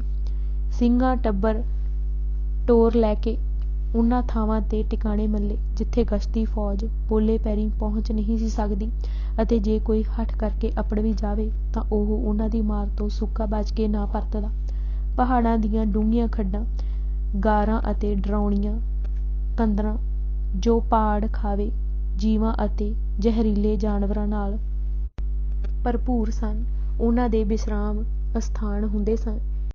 ਸ਼ੇਰਾਂ ਚੀਤਿਆਂ ਤੋਂ ਸ਼ੇਰਾਂ ਚੀਤਿਆਂ ਨੂੰ ਕੀ ਡਰ? ਮੁਗਲ ਫੌਜਾਂ ਰਾਤ ਨੂੰ ਤਾਂ ਕੀ ਦਿਨੇ ਵੀ ਇੱਧਰ ਮੂੰਹ ਨਾ ਕਰਦੀਆਂ। ਸਿੰਘਾਂ ਅੱਧਰ ਬੱਬਰ ਸ਼ੇਰਾਂ ਵਰਗੀ ਗੰਭੀਰਤਾ ਤੇ ਦਲੇਰੀ, ਸ਼ੇਰਾਂ ਵਰਗੀ ਨਿਰਭੈਤਾ ਠਾਠਾਂ ਮਾਰਦੀ ਸੀ। ਉਹਨਾਂ ਦੇ ਚਟਾਨਾਂ ਵਰਗੇ ਮਜ਼ਬੂਤ ਹੌਸਲੇ ਸਨ। ਡਾਢੇ ਦੁੱਖ ਤਕਲੀਫਾਂ, ਮੁਸੀਬਤਾਂ, ਸਿਰੇ ਦੀ ਥੁੜ, ਸਰੀਰਕ ਕਸ਼ਟਾਂ, ਤਾਪ ਸਰਾਪ ਆਦਿ ਦਾ ਉਹਨਾਂ 'ਤੇ ਮੂਲੋਂ ਕੋਈ ਅਸਰ ਨਹੀਂ ਸੀ। ਕੁਤਬੀ ਤਾਰੇ ਵਾਂਗ ਅਹਿੱਲ ਉਹ ਆਪਣੇ ਇਰਾਦੇ 'ਤੇ ਪਹਿਰਾ ਦੇਣ ਵਾਲੇ, ਹਰ ਹਾਲਤ ਵਿੱਚ ਅਡੋਲ ਅਤੇ ਆਪਣੀ ਅਣਖ ਆਬਰੂ ਲਈ ਮਰ ਮਿਟਣ ਵਾਲੇ, ਦੁਸ਼ਮਣ ਲਈ ਸ਼ੇਰ ਚੀਤੇ ਅਤੇ ਫਣੀਅਰ ਸੱਪ, ਪਰ ਆਪਣੇ ਹਮਦਰਦ ਅਤੇ ਸੱਜਣਾਂ ਲਈ ਅਤੀ ਨਰਮ, ਸ਼ੀਤਲ ਅਤੇ ਠੰਡੇ ਸੁਭਾਅ ਵਾਲੇ। ਉਹਨਾਂ ਦੇ ਡੁੱਲੇ ਪਸੀਨੇ ਖਾਤਰ ਆਪਣਾ ਖੂਨ ਵਗਾ ਦੇਣਾ ਉਹਨਾਂ ਦੀ ਜ਼ਿੰਦਗੀ ਦਾ ਕਮਾਲ ਸੀ। ਉਹ ਛਾਤੀ ਤਾਣ ਕੇ, ਸਿਰ ਉੱਚਾ ਕਰਕੇ ਵਿਚਰਦੇ ਰਹੇ। ਕਿਸੇ ਮਾੜੇ ਮੁਗਲ ਮੂਹਰੇ ਅੱਖ ਨੀਵੀਂ ਨਹੀਂ ਕੀਤੀ। ਹਕੂਮਤ ਦੇ ਮੁਕਾਬਲੇ 'ਤੇ ਉਹ ਕਦੀ ਆਪਣੇ ਆਪ ਨੂੰ ਹਕੀਰ ਜਾਂ ਕੰਗਾਲ ਨਹੀਂ ਸਮਝਿਆ। ਉਹਨਾਂ ਨੂੰ ਪੂਰਨ ਭਰੋਸਾ ਸੀ ਵਾਹਿਗੁਰੂ ਅਤੇ ਫਿਰ ਆਪਣੇ ਬਾਹੂਬਲ ਉੱਤੇ ਕਿ ਇੱਕ ਦਿਨ ਉਹਨਾਂ ਇਸ ਜਾਬਰ ਅਤੇ ਜ਼ਾਲਮ ਸਰਕਾਰ ਨੂੰ ਡੂੰਘੀ ਪਾਣੀ ਗਰਕ ਕਰ ਦੇਣਾ ਹੈ। ਜੇ ਸ਼ਹਿਰ ਨਗਰਾਂ ਉੱਤੇ ਮੁਗਲ ਰਾਜ ਦਾ ਝੰਡਾ ਝੂਲਦਾ ਸੀ ਤਾਂ ਜੰਗਲਾਂ ਬੇਲਿਆਂ ਜੂਹਾਂ ਵਿੱਚ ਉਹਨਾਂ ਦਾ ਬੋਲਬਾਲਾ ਸੀ। ਦਿਨੇ ਰਾਤ ਮੁਗਲ ਸਰਕਾਰ ਦਾ ਅਤੇ ਰਾਤ ਸਮੇਂ ਬਾਦਸ਼ਾਹੀ ਖਾਲਸੇ ਦੀ ਲੋੜ ਹੁੰਦੀ ਸੀ। ਗਸ਼ਤੀ ਫੌਜ ਦਿਨ ਰਾਤ ਸਿੱਖਾਂ ਦੀ ਭਾਲ ਵਿੱਚ ਤੁਰੀ ਫਿਰਦੀ। ਰੋਜ਼ ਹੀ ਝੜਪਾਂ ਹੁੰਦੀਆਂ। ਫੌਜ ਦੇ ਵੱਡੇ ਸਹਾਇਕ ਮੁਖਬਰ ਅਤੇ ਚੁਗਲ ਹੁੰਦੇ ਸਨ। ਸਿੰਘ ਇਹਨਾਂ ਨੂੰ ਚੁਣ ਚੁਣ ਕੇ ਮਾਰਦੇ। ਜਿਨ੍ਹਾਂ ਨੂੰ ਘਰੋਂ ਕੱਢਿਆ ਗਿਆ ਹੋਵੇ ਉਹ ਦੂਜੇ ਨੂੰ ਘਰ ਦਾ ਸੁੱਖ ਆਨੰਦ ਕਿਉਂ ਮਾਣਨ ਦੇਣ।